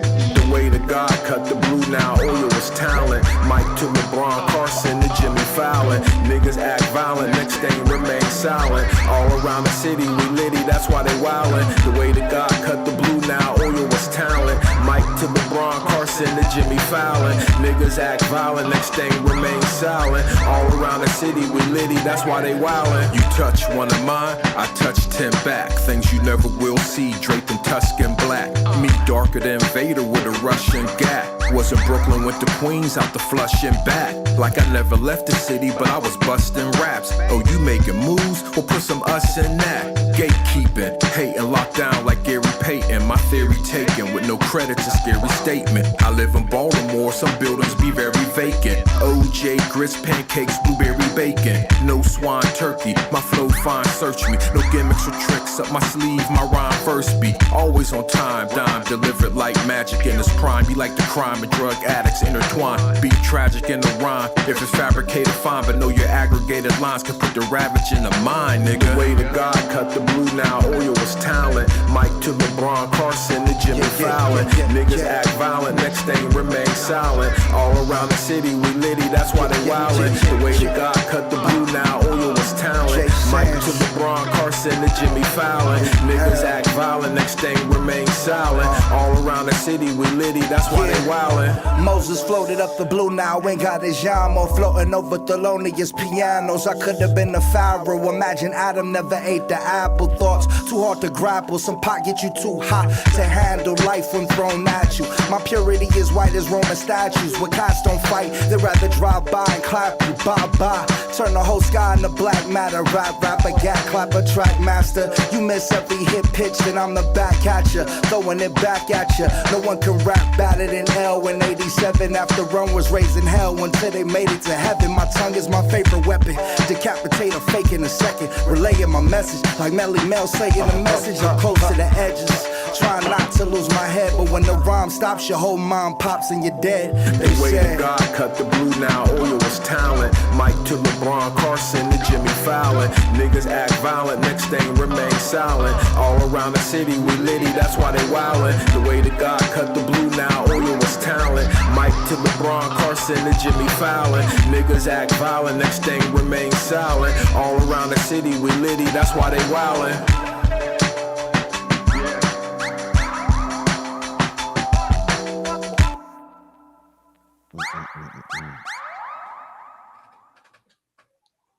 Yeah. Man. Produced by Jay San. So that's one of my beats right there. Oh, Okay. I'm happy. So that one, like, yeah. like the little gangstar whoop whoops in there. Oh, yeah, Instead of- yeah. I caught that. Yeah. Nice Yeah, and bright. Keep it simple. If it worked for them, it might work for me, man. I don't try to Yes. reinvent the hip hop wheel.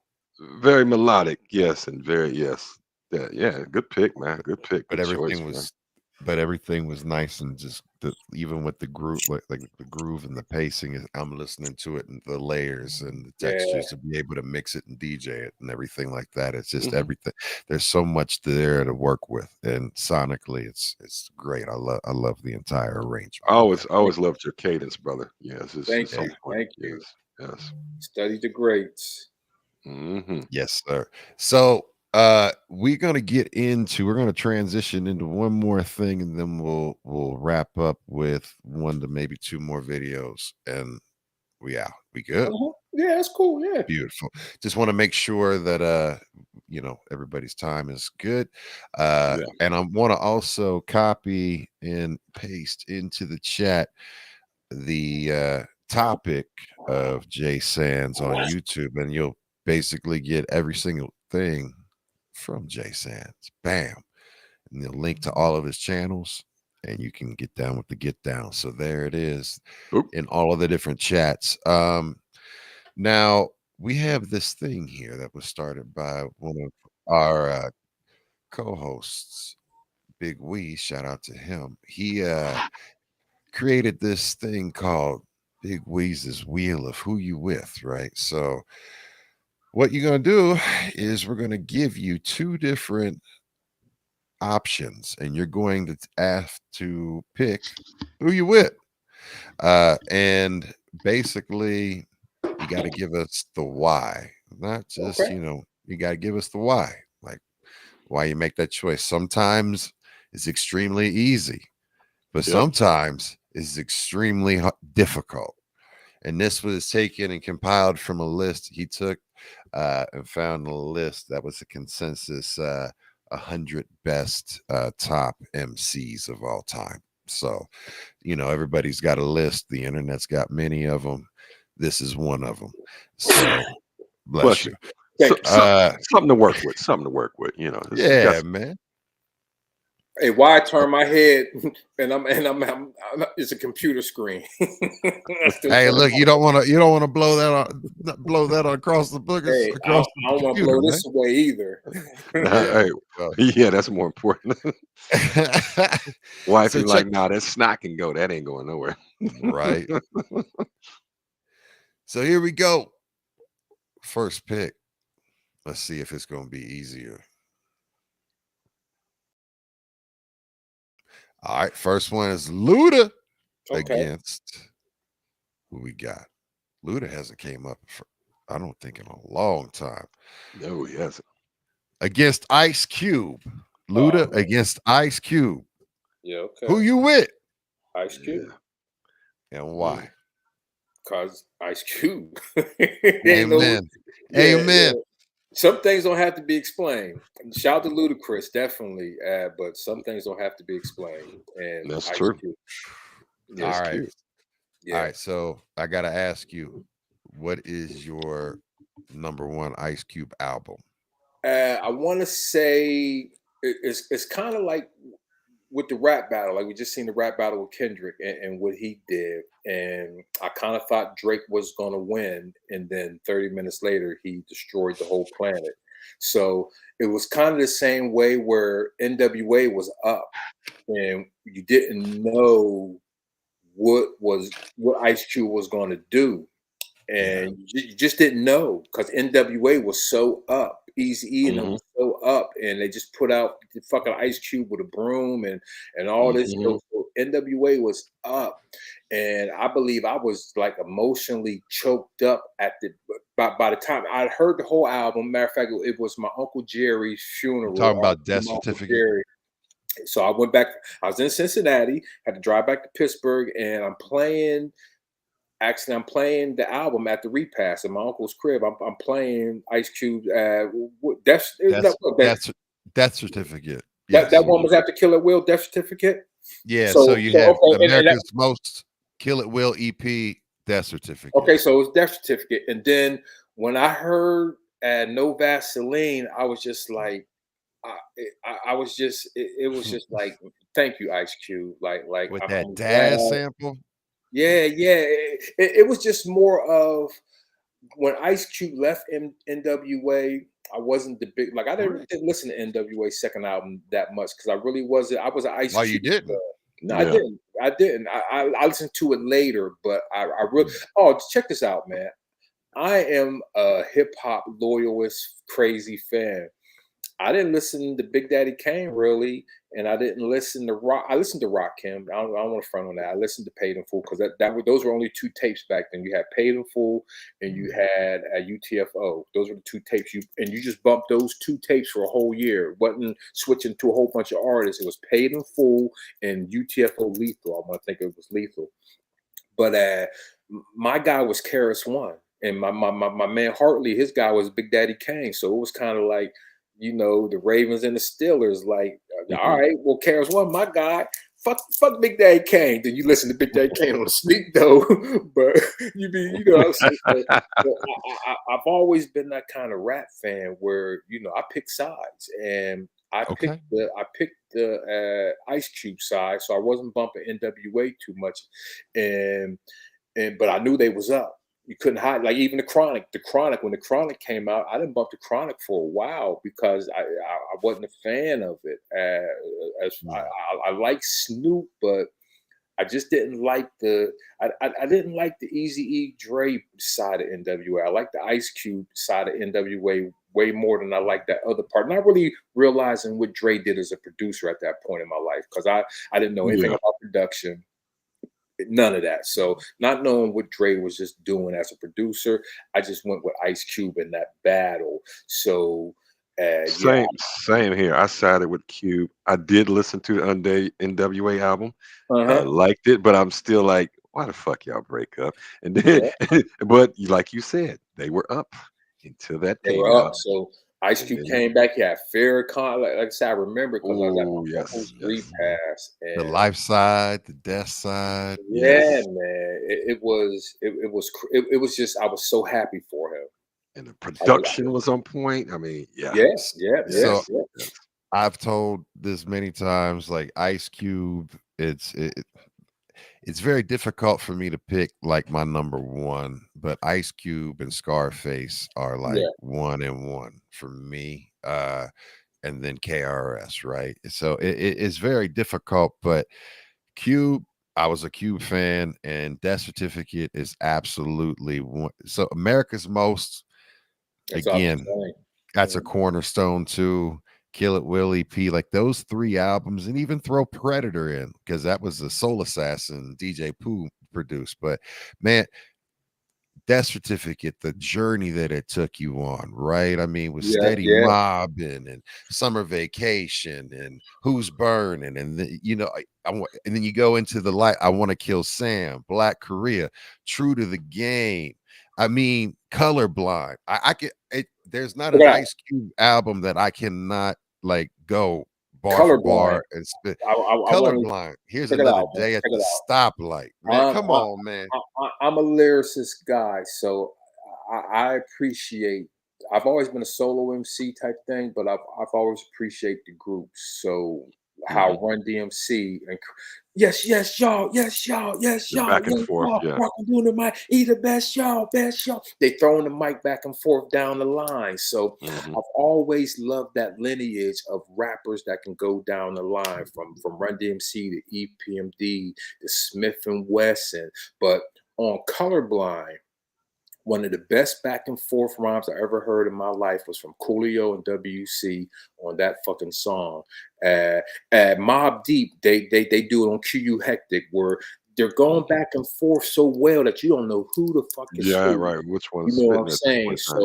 So that has always been one of the best backs. Helter Skelter, they were good at it too. Yes, they were. But that was Coolio and WC on Colorblind is some of the best back and forth rhyming I ever heard in my life.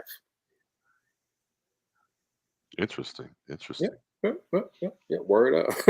And like you said, and then it ends with No Vaseline. I mean, Death Certificate by far. I mean, it's so difficult to go between America's Most and Color or Death Certificate, but Death Certificate by far is one of the most complete packages of a hip hop from storytelling, like you said, the lyricism, the people that was included on there, the messaging, the contrast of, okay, that was back in the cassette days, and that was a complete concept album. And that's when Cube started, really adopting the nation, and the messaging and everything. And it was just a continuation of just so much, and it was so much to me. I mean, in my high school class picture, I'm wearing an airbrushed Ice Cube shirt that I had done at the mall that day. It's like, I mean, that right there, Ice Cube, salute, man. He's like Chuck D's nephew. He was like Chuck's, like, who had Scrappy. He was like Chuck D's nephew, real scrappy, but he had that knowledge of self with it, and it was, man, Ice Cube, brother. And before we roll again, Ludacris, I was about to say, I said consolation to Ludacris, because I think he brings metaphors to life. His vision, like kind of like a Big Daddy Kane sliding to a Ludacris. I think what I do like a lot, Ludacris, and of course, I mean, I'm probably going with Ice Cube over Ludacris. He makes metaphors that the complex, and I mean, that the one that wants the complex, that want the triple, intricate, deep thought, and then he makes it for the simple people. Many me shoes got more soul than you. It's just something simple that you can visualize real quick. So that's what I like about him. So. Ludacris, his cadence, man, and his ability to ride a beat is ridiculous, right? I mean, he can ride the hell out of a beat, and he's got that southern just flow, and just Luda's tight. I mean, there's no disrespect. No shame. We just went with Ice Cube. it's because that's embedded in my DNA more than Ludacris is. Yeah, You know what I exactly. mean? Oh, If I was yeah. younger, maybe Luda, but at 52, it's definitely Ice Cube. Yes, definitely. Hey man, that definitely. Chicken and Beer album though, man, that whole Yeah. summer, that was an album for the summer. Especially that Ooh, Blueberry good Yum cuts. Yum, which is what you might be smoking on. I know I'm smoking on some cherry some. But anyway, we're getting into the next Roll again. roll. So here we go. Next up is gonna be Might get that one this time. GZA. And we Okay. already know you like the Wu-Tang. So let's see if it's gonna be easy for you, if it's gonna be hard. GZA Genius. Here we go. What we got? Oh, E40. 40. Again, Feezy. yeah, GZA. I mean, it's GZA. E40. It put it to, Man, though. it's kind of like what I said yesterday. I mean, not yesterday, earlier. Is that I love E40's independent business style. I will follow E40 for the business game and GZA for the lyric game. Word. Yeah, I own a label, so I have to pay attention to the label owners as well as the rappers, you know. And Agreed. E40 somebody, and again, those guys in the Bay, they had a slew of independent labels and artists back then. They were the ones coming out the trunk. Sick with it. Sick with it. I was about to say sick with Down it. to Too Short, even Too Short. Dangerous Yeah. music. You think about what Too Short was doing back then independently. It's just he was a kid, and it's just crazy to realize that he was doing Clive Davis. 83. Yeah, exactly. Yeah. He was doing that shit. So yeah, the Bay. But as far as the sword, the spitting, always GZA. Understood. Hey, I mean, you have to, and I agree. I mean, GZA's voice. I mean, I remember the very first time I heard the GZA, and especially even when he did his first iteration with the Genius, right? Genius. And that, Genius, right? dope, And that dope was music on it too. absolutely that was Ooh, always on. They That's a would play slept that. on album. They would play that on Rap City, but more where I would be exposed to it, that was played nonstop on the box, man, because that's where another spot where you could find real hip hop videos, because you know people were paying to see them things and they were being played. But I have to say also the one thing about 40 is though, come on, he is a tycoon with everything that he does with all his business ventures. I mean, the guy is an icon, but the thing that always was cool about, I always appreciated about that sound of the Bay was the funk that they embraced, but also his words that he came up with, like you know what I mean? Just on language, slang. Yeah, man. But it worked. That's what I was always like. Yeah, it definitely worked. Yeah, I mean, come on, man. Is I whiz I should I save her? Come on, man. But Genius, absolutely. For me, the Genius, definitely. Understood. We need a hard one. These been pretty cut. I know. One more. Let's go. One more. Let's see here. What just come on, to pick the mind and get a battle and respin. Let's see. Okay, we already had him. E40 was like, nah, you gonna pick me. All right, so you got Little Kim, aka Biggie. Sorry, but Lil Kim. Lil Kim, nice. Lil Kim is really nice, absolutely. Because at the end of the day, you still gotta say the rhyme. Against the game. Wow, see, now this is the toughest one. For real, this is the toughest one. Probably go with Lil Kim. Okay. Yeah, I'd probably go with Lil Kim over the game. I like the game. The game's tough, but Lil Kim, man, she's off the chain, man. I know she didn't write the rhyme, so you know that. But as far as just her impact and being a female, like I always liked the lineage of female MCs, and yes, she held that position, you know. And even when Foxy kind of fell off or whatever, Kim remained. So I even see her now, you know what I mean, and whatnot. But I'm talking about that early Kim, Mhm. that before 2000s Kim. I don't think Game's fucking with that. So I had I had the street team poster on my wall because Mm-hmm. I got to be part of that. But also, man, I still have it. But that right there changed. That was such a big thing and a big moment in hip hop because that was really you think about it, she was the first female artist that was marketed in that way. Plus, Yeah, the youth of it too was kind of shocking as well. I mean, I was that age that time, so it was cool. But like it was just it was such a striking image. It was a nice image too. yeah, But when you listen to it and there was that substance to go along with the image, right? And she was going back and forth with, Biggie on, basically Junior Mafia, man. Get Money. Mhm. When you first really heard Kim was Get Money, and that was like, what is this? yeah. Lil Kim, yeah, Lil Kim, man. And again, I didn't at that time. I started seeing the commercialization of the culture. You know, Mhm. big. I want to say the bad boy movement was probably the movement where I just started to say, okay, we're selling something. We're just not just Yeah.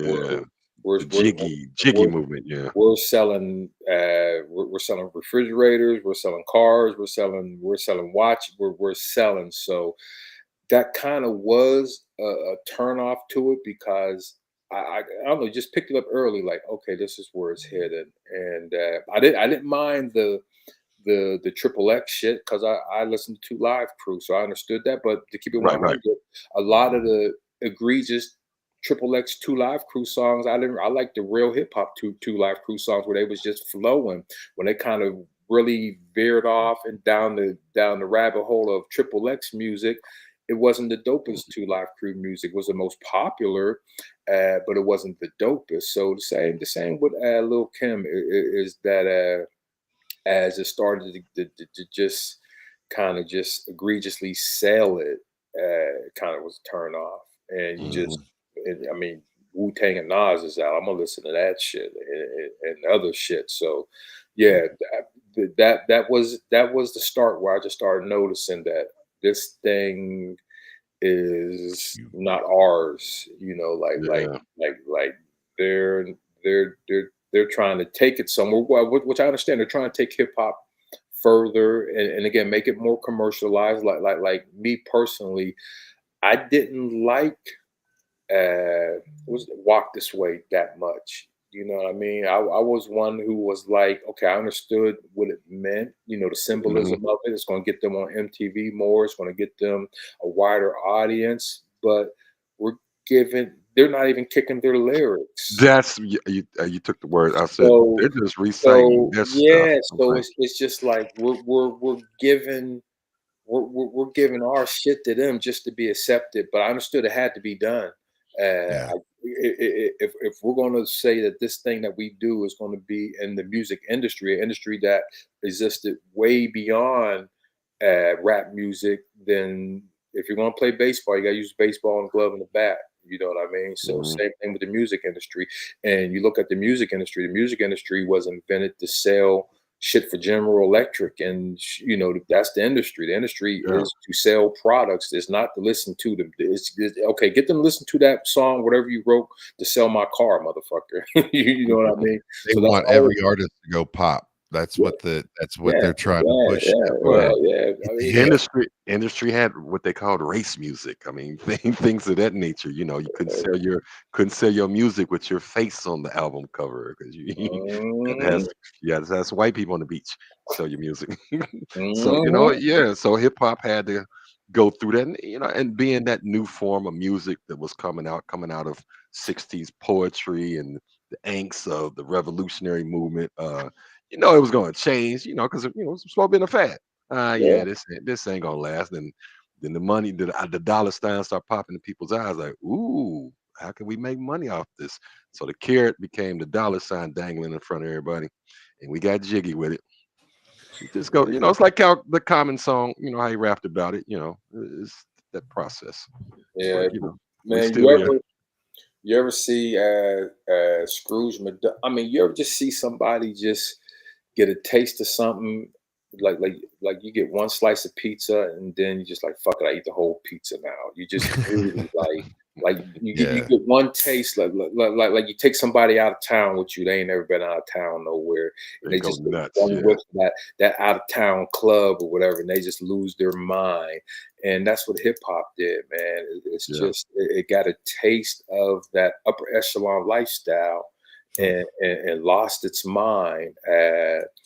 And again, you just have to understand what the purpose of music and television shows are for. The Cosby Show wasn't for the artistic value of what the Cosby Show brought. Cosby Show was to sell them shits in the commercials. That's the only thing that people who own the TV station really cared about is, can we sell the shit that we're promoting between these shows? You know what I mean? Is the show good enough to make people stick around and watch? To our buy some sponsorship? soap, to buy some whatever, whatever. Sell advertisement. Yeah. So once you understand that part of what the industry is about and what you're, and then some people like myself, like, I don't care about selling shit at this point. I'm not trying to sell nothing. So that like you look at Trump or even Shannon Sharp. Like, I listen to their podcast and I got to scroll the first 10 minutes before I even start listening, because the first 10 minutes ain't nothing but selling his products, selling his sponsors' products. And it's just like, okay, let's do this. Let's listen to the podcast. So I understand. Like I said, I definitely get it. It's just, I figured out that, man, the things that I love to do, I got to leave those away from money.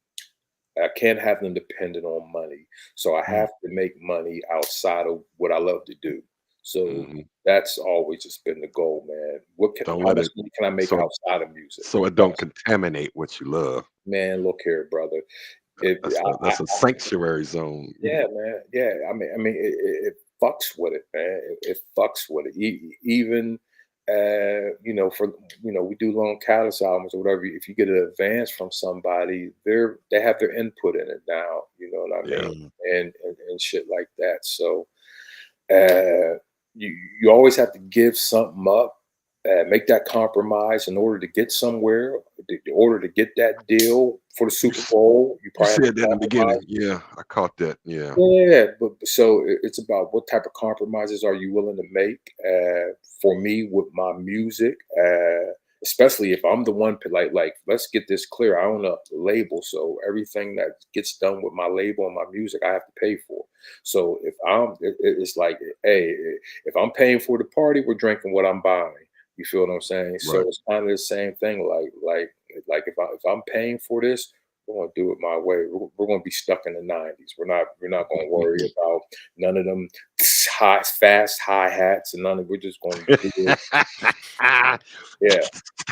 We ain't worried about Duplicate 30 seconds. All Yeah. that. Yeah. What you say as our head's gonna go like this. Boom. Man, look out. This album, no fast hi-hats and no singer hooks. No auto-tune either. No auto-tune. Right. With that. And I have used auto-tune before. I've used auto-tune before. I just put out an album called Women earlier this year too. And it's a song song about women, just love songs. I told you I started in the game as a kid writing the poetry. So the girls you like. Yeah. Yeah, I got tons of bars about that. So yeah. But this one, it's none of that, man. None of that. Can I ask you, what's your favorite soul music? Like my favorite soul music, I like shit like Loose Ends. I like Oh yes. I mean, but I like the popper stuff. I like Michael Jackson. I like Prince.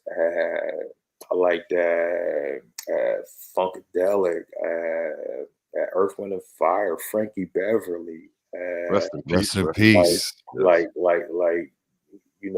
before hip hop, you think about my childhood, I think about it, and there's always music playing in the background. And Temptations were big. Big.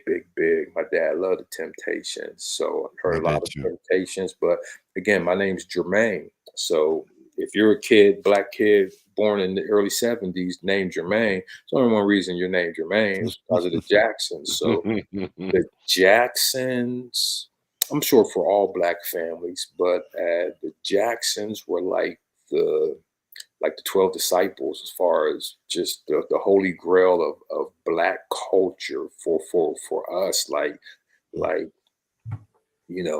growing up, man, it's just I've probably wanted to be like a Jackson at least till up to 13 years old. You know what I mean? Like it's just they were bigger than life. So the Jacksons definitely had James Brown, had Miles Davis. These were just artists that I would hear. My granddad playing it, or my parents. Like my parents, we had the party house, so the parties would be at our house in the basement. And after the party's over, the 45s and everything are all over the place. They didn't play records all night. You know what I mean? And you going through the record now. Everybody done left, and you can play the records yourself now. You feel me? Or play with them in the morning. So Yep. Get the ones that you want to hear again. oh man, the double Isaac Dutch Hayes bus. and yeah. Yeah, man, I remember the double Dutch bus. That song Ooh, was yes. big for me. I love it. And again, that was kind of rapping. Rapish, yeah. That was rapping to you know what I mean? Come on, there's and so again, we I didn't call it rapping, but I knew that they weren't singing, they were talking, and everything rhymed at the end. Mm-hmm. So yeah, man, that's the type of music that left an impression on me. Even your mom cleaning up on a Saturday, or Saturday morning, you watching Saturday morning cartoons, your mom cleaning up or whatever, and then her song comes. Oh, that's my song. Like I remember, my mom has said that maybe over 5,000 times in my life. And her song come. Oh, that's my song, and just turn it up, and it's too loud. You're like, oh man, I got to listen to it. I like the song, but now you done messed it up because the volume's on 500. Yeah. And you in that Hell era, we was racing to go see Soul Train. Had to see who they was gonna put on Soul Train and watch them dance. Yeah. I used to rush to see that Jet Beauty of the week too, man. Yeah, Jet Beauty of the week. Yeah, they don't know nothing about that. Yeah. Man. So all of that, man. I used to have a wall full of them. Yeah. you Jane gotta go. Kennedy. Remember when Jane Kennedy was in Playboy or Penthouse? One of them two. Yeah. Jane Kennedy. Yo, And we wanted to beat up Leon Isaac Kenny. Yeah, I remember him. I used to hate it. Like, why is he with my lady? Beat that motherfucker up. Yeah, why is he with my woman? Yeah, right. Said it, took the words out of my mouth, motherfucker. But anyway, we digress. Nah, man. I mean, I just love asking and getting an idea of, basically, I've always been able to connect with people via music just because of, growing up similar to yourself. Music was always playing, and my parents listened to everything. So hence the reason why when I went to bed, I was listening to Earth, Wind, and Fire. You mentioned all of these different things. So music is everything. So the system, when Don't Disturb This Groove, again, this is radio era. So I didn't have the tape. You just had to wake up at before school, and you knew Don't Disturb This Groove was gonna come on. And I remember that, man. Like when Don't Disturb This Groove was the hit on the radio, and that shit was amazing to me. I remember when Duran Duran had the Reflex. That shit was amazing to me. Joe Jackson, Stepping Out was a Yeah. Yes. That one was kind of all right. I was kind You of like that one? I like the I drums on it. liked it, and even I like it more now than I liked it back in the day. But everybody wants to rule the world. I used to that joint was a joint too. I like it more now than I liked it back then. But Mhm. stepping out, Joe Jackson, doom doom doom doom doom doom doom doom doom doom doom doom, stepping out. What? The Clash, rock the Casbah, rocking the Casbah. We don't We like it. don't like it. Dun, dun, dun, dun, The dun. Clash is a sample back. Like if you listen to all of this stuff, man, they've got a ton of stuff that are some dope samples. Sly Fox, let's go all the way. Yeah, which became Like ZZ Top, Fly Girl. my Yeah, uncle man. guy, so That when is ZZ true. Top came, he Uh-huh. liked ZZ Top. Yeah. Good music. Yeah, we grew up in a good music era. Yeah, good music era, man, and We it's were still blessed. good, man. I have to say it's still good because I'm making music. So. There we go. Absolutely. Yeah, they fell It's out. still It good. it's just embroidered into our memories of growing Yeah, up. It's and we a have to bookmark. think how long has vocal recordings been around? Right. It's not 70. like vocal recordings been around since for 2000. We're talking hundreds Right. of years. Yeah. 1800, like We ain't got no Jesus recordings or Yeah, Moses. exactly. So This is more recent. this is we I say this about climate change and the pollution as well. We've only had the industrial revolution was about 200 years ago. So Correct. we've done all this climate change fucking up the earth shit in 200 something years. You know what I mean? So it's not a long span of time that 1877. that's when the first recording was. The story of sound recording and reproduction began in 1877 when the man of 1,000 patents, Thomas Edison, invented the phonograph. So he stole it from somebody, but 1877 is its official. Yeah. So again, we're not talking a long time. If you talk human history, this is Blip. that. You know what I'm Blip. saying? In the scale of human history. So it's not a long time that we've been communicating like this with each other. So I mean, I'm sure songs had feeling before recordings, but you had to be there. You had to be in that venue. You had to be sitting at like I just ordered a puzzle, and it shows slaves playing instruments at like a juke joint, and the puzzle's called The Birth of Jazz, and that you had to be there though. You couldn't hear it if you weren't there at that moment, and you couldn't hear it again when it was done. You feel what I'm saying? So we've only been experimenting with this type of technology of being able to hear ourselves over again, project them where everybody else can hear them for just a real short period of human existence. So where this might go in the next 200 years, Man, who knows? That's a deep thought. Oh man, that's the type of shit Jay Sands think about, man. that's stuff I like talking about. Yeah, it could be because you think things have been here forever. Or you think things have happened like you think, well, all that segregation shit, all that shit happened. It was hundreds and hundreds. Man, that shit was in the 60s, motherfucker. That shit, people still alive. So it's just you have you don't, when you kind of focus on the time frame of something and what it really means, how long it really is in the scope of all things. Sometimes it's not as big as you think, but sometimes it's bigger than you think. Sometimes it's not as far back as you think. Sometimes it's way further back than you think. So it's just, I like to put a time stamp on a lot of shit just to, bring things in perspective. Like, okay, we give humans some grace on some things because this is new. When the COVID was hitting, everybody was give scientists some grace because this is new. Anything that's new, you have to understand that there's a learning curve, and you have to have some sort of patience to understand that. I mean, flying to the moon. I was just watching some cool shit on Dr. Neil deGrasse talking about the moon. Our race versus the Russians and get into outer space or whatever, and how the Russians were kicking our ass or what. But anyway, just like again, just getting the graph. Like sometimes you want to. Again, Dr. Neil, he was breaking down that if you were a big giant and the smoothest, the Earth's surface is smoother than a cue ball if you actually could hold the Earth in your hand, because from the lowest point to the high. So it's just I love information that puts things in context, in perspective, and I love that. So yeah, as far as music, I understand when it was invented, why it was invented, and why it's here now. So what do you want to get out of it? And I just get enjoyment out of it. I love creating it. I love listening to myself.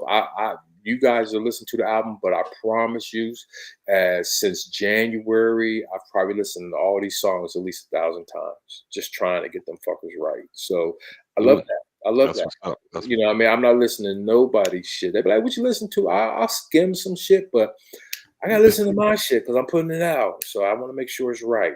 And yeah, I love spending the time doing that. Taking a ride in my car, putting in the shit, riding, just hearing how my shit sound on the speakers. That's an amazing feeling. I love doing that. Man, well, that salute to you, man, because that's dope, and I've enjoyed this episode and this time, and I thank you so much for it. I hope you had a good time, talking music and no doubt. Yeah, thank you for having me on.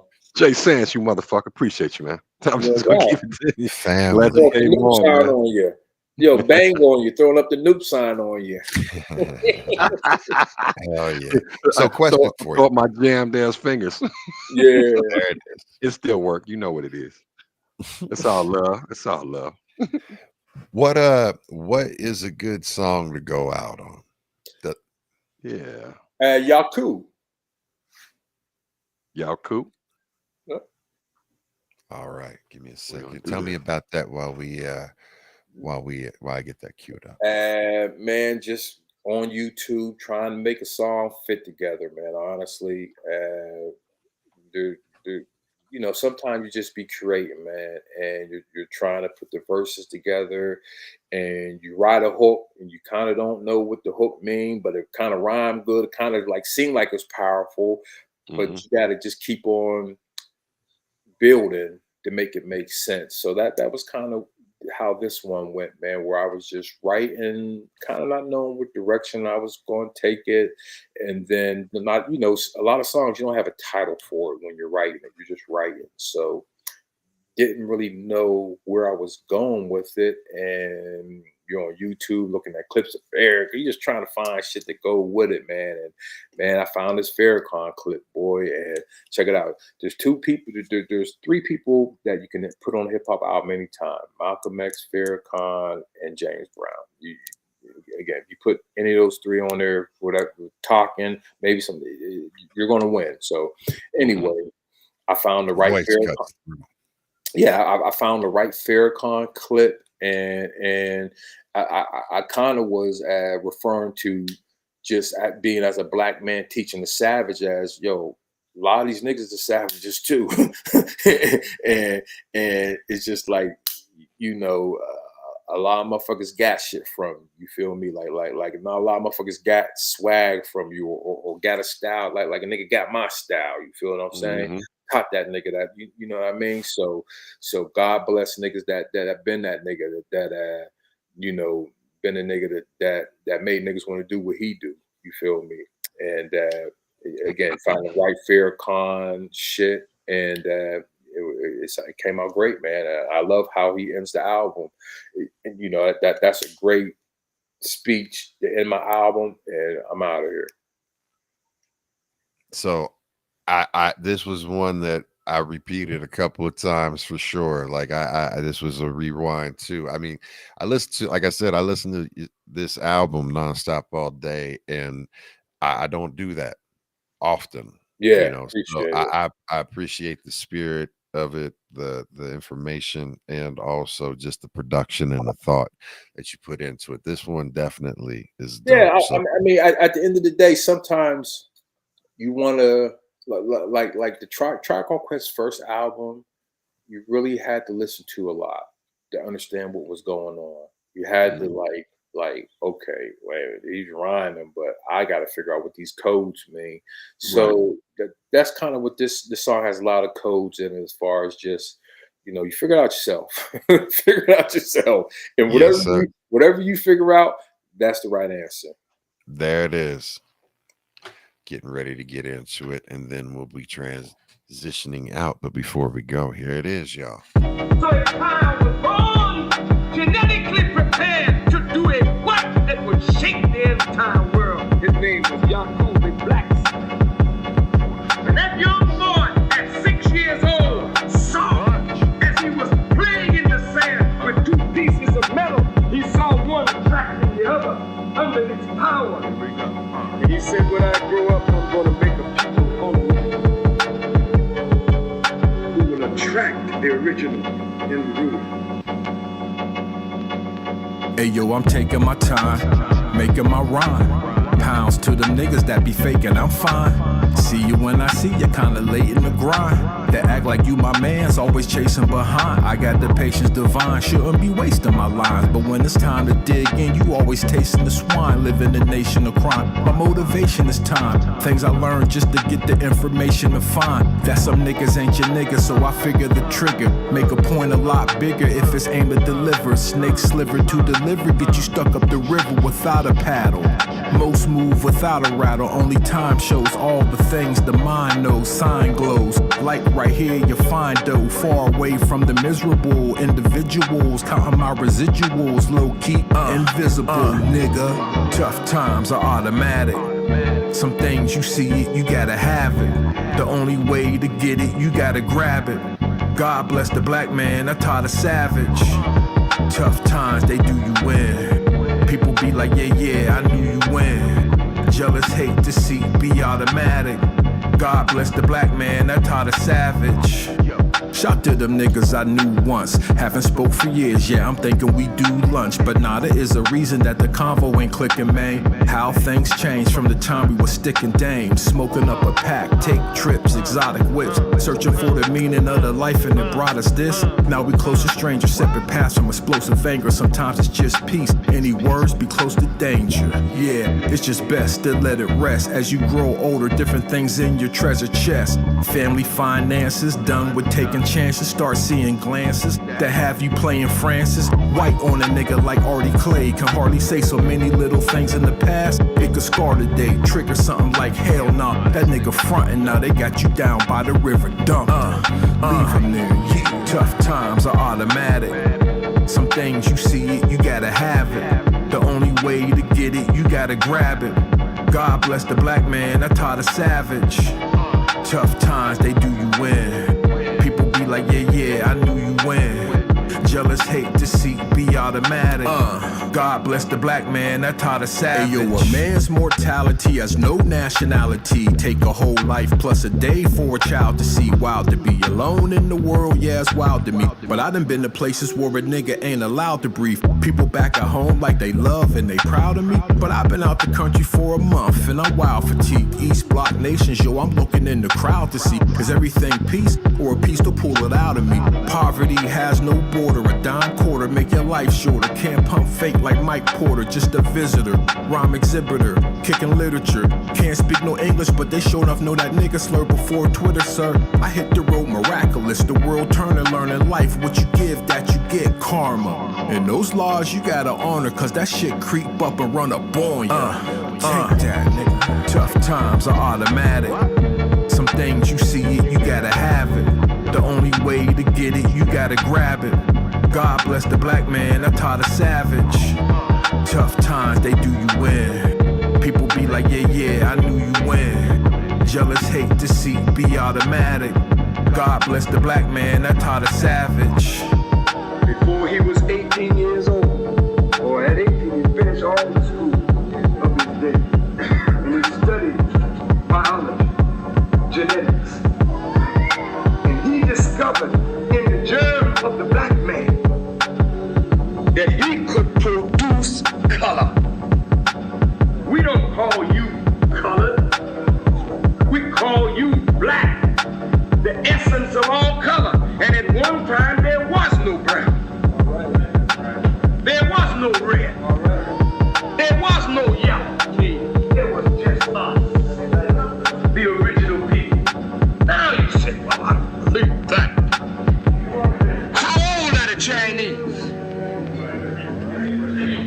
what their calendars say.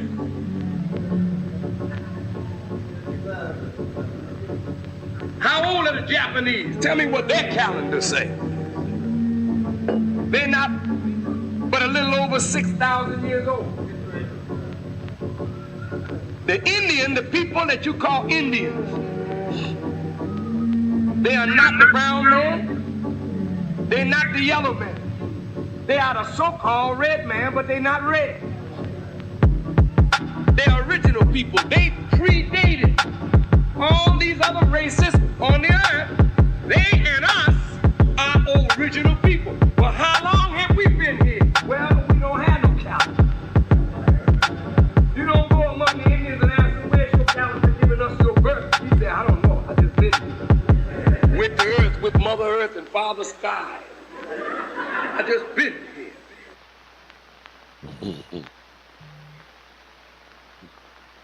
Yeah, man. Perfect. Yeah.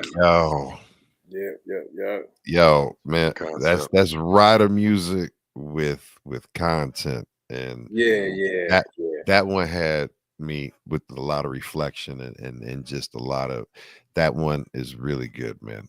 Yeah, well, it's just not in 20s no more, man. You're not doing shit you were doing in the 20s. You're not hanging out with the guys you were hanging out with in your 20s. So one of those type songs. Mm-hmm. Well, man, he got a good knock to that beat too. Oh yeah, shout out to my cousin Rashad. He had out of Columbus. He Elevate the Game. He made like 4 or 5 beats on the album. And that's what's up. Yeah, Cuzzo doing this thing, man. Man, and knocked. I mean, like it knocked it. Dude, like that's you know what that sounded like? Lunch table, like you said, with taking it all the way back to the beginning of the interview. Yeah, the way that felt. Yeah. You know what I mean? Like someone's got the quarter, someone's banging with the quarter. He's just going. It was man. If you listen, I mean, it's some Ohio shit. So if you listen to a lot of the early Stolly music, Rashad produced a lot of his early Stolly shit. That's what's up. Yeah. Dope, man. Well, hey, man. Brother, big fan of Stolly. B-Boys Underground, number 50. We had an amazing guest to have for number 50. You blessed us with everything, and thank you for your time. And let everybody know again, how can they follow you? How can they stay up to date? What else you got going on? Anything else to be on the lookout for? Yeah, man. Google Jay Sands. And I get you where you got to get. I thought about, I thought when you asked me about this shit, the link tree, I was just like, damn, I still got business cards and shit I be handing out. And I was like, damn, how do I Google Jay Sands? Yeah, and you'll be good. There it is. Well, the links are in the YouTube description to everything so that you can follow there as well. And everyone, the links have been in the chat throughout the thing. So if you're running it back on YouTube, just click the section of chat and go to live chat. Because if you want to comment, because we want you to like, comment, and subscribe and do all of that stuff. But you can click throughout and go to live chat, and you can see all of the chat that transpired through the episode, all the links. and all of the links and the time codes for everything are right there. That's the codex to this show. So and if y'all able, go get that music. He dropped some gems for us right here. Hey, I don't know if this has been played anywhere else, but if it's the first place, it's an honor. But it shouldn't be the last. So y'all go check that music out. Thank you. Play it heavy, share it out, and then everybody that tuned in, much love. We appreciate you being here live. We are B-Boys Underground, and it's time for shout outs, man. So with that being said, shout outs, Jason. Shout out to John Amos, man, the TV dad of my life before Bill Cosby. We had John Amos at Good Times. So shout out to John Amos, man. That's a good shout out. Absolutely. Shout out to John Amos. That was a lot of our dads growing up too, because he was one of my TV dads too. Yeah. G-Fresh. And whoop your ass, Dad. Yeah. Exactly. Shout out to wifey first and foremost, all my loved ones, all the people checking in, man, just doing the thing. Shout out to Ghost Boogie, Getting this B-Boys Underground, getting it to episode 50. Congratulations, bro. Myself, us. It was you. great. Shout out to Weez, and definitely shout out to Jay Sands, just coming through and doing his thing, blessing us with some good knowledge, some good music, good perspective, and good sports talk. A little bit of everything, man. He just spiced it up our Wednesday, October 2nd, man. Appreciate you, bro. Thank you. Absolutely. And with that being said, this has been another episode of B-Boys Underground. Make sure you tune back in next week. We've got, who do we have next week? My bad. Either way, fresh. I'm sorry. We got Fame. Got the producer Fame. That's right. Our homie Danya. I went to high school with him. Shout out to Fame. Looking forward to that. So check this out, man. B-Boys Underground every single Wednesday. We got some special guests popping up as well. And then again, Usual Suspect Sesh every Monday and Wednesday, or every Monday and Thursday. And then, of course, I just launched with my homie Danny Chaz an all-new wrestling podcast every Friday live. Blurred Reality Wrestling. That's every Friday, 4 p.m. Eastern, 3 p.m. Central, 2 p.m. Mountain, 1 p.m. Pacific, and then 9 p.m. if you're in London, because he's out of London. So Usual Suspects, B-Boys Underground, Ghost Boogie 66. Follow me there. Much love to each and every single one of y'all. We are B-Boys Underground. Rallo. We out. Rallo.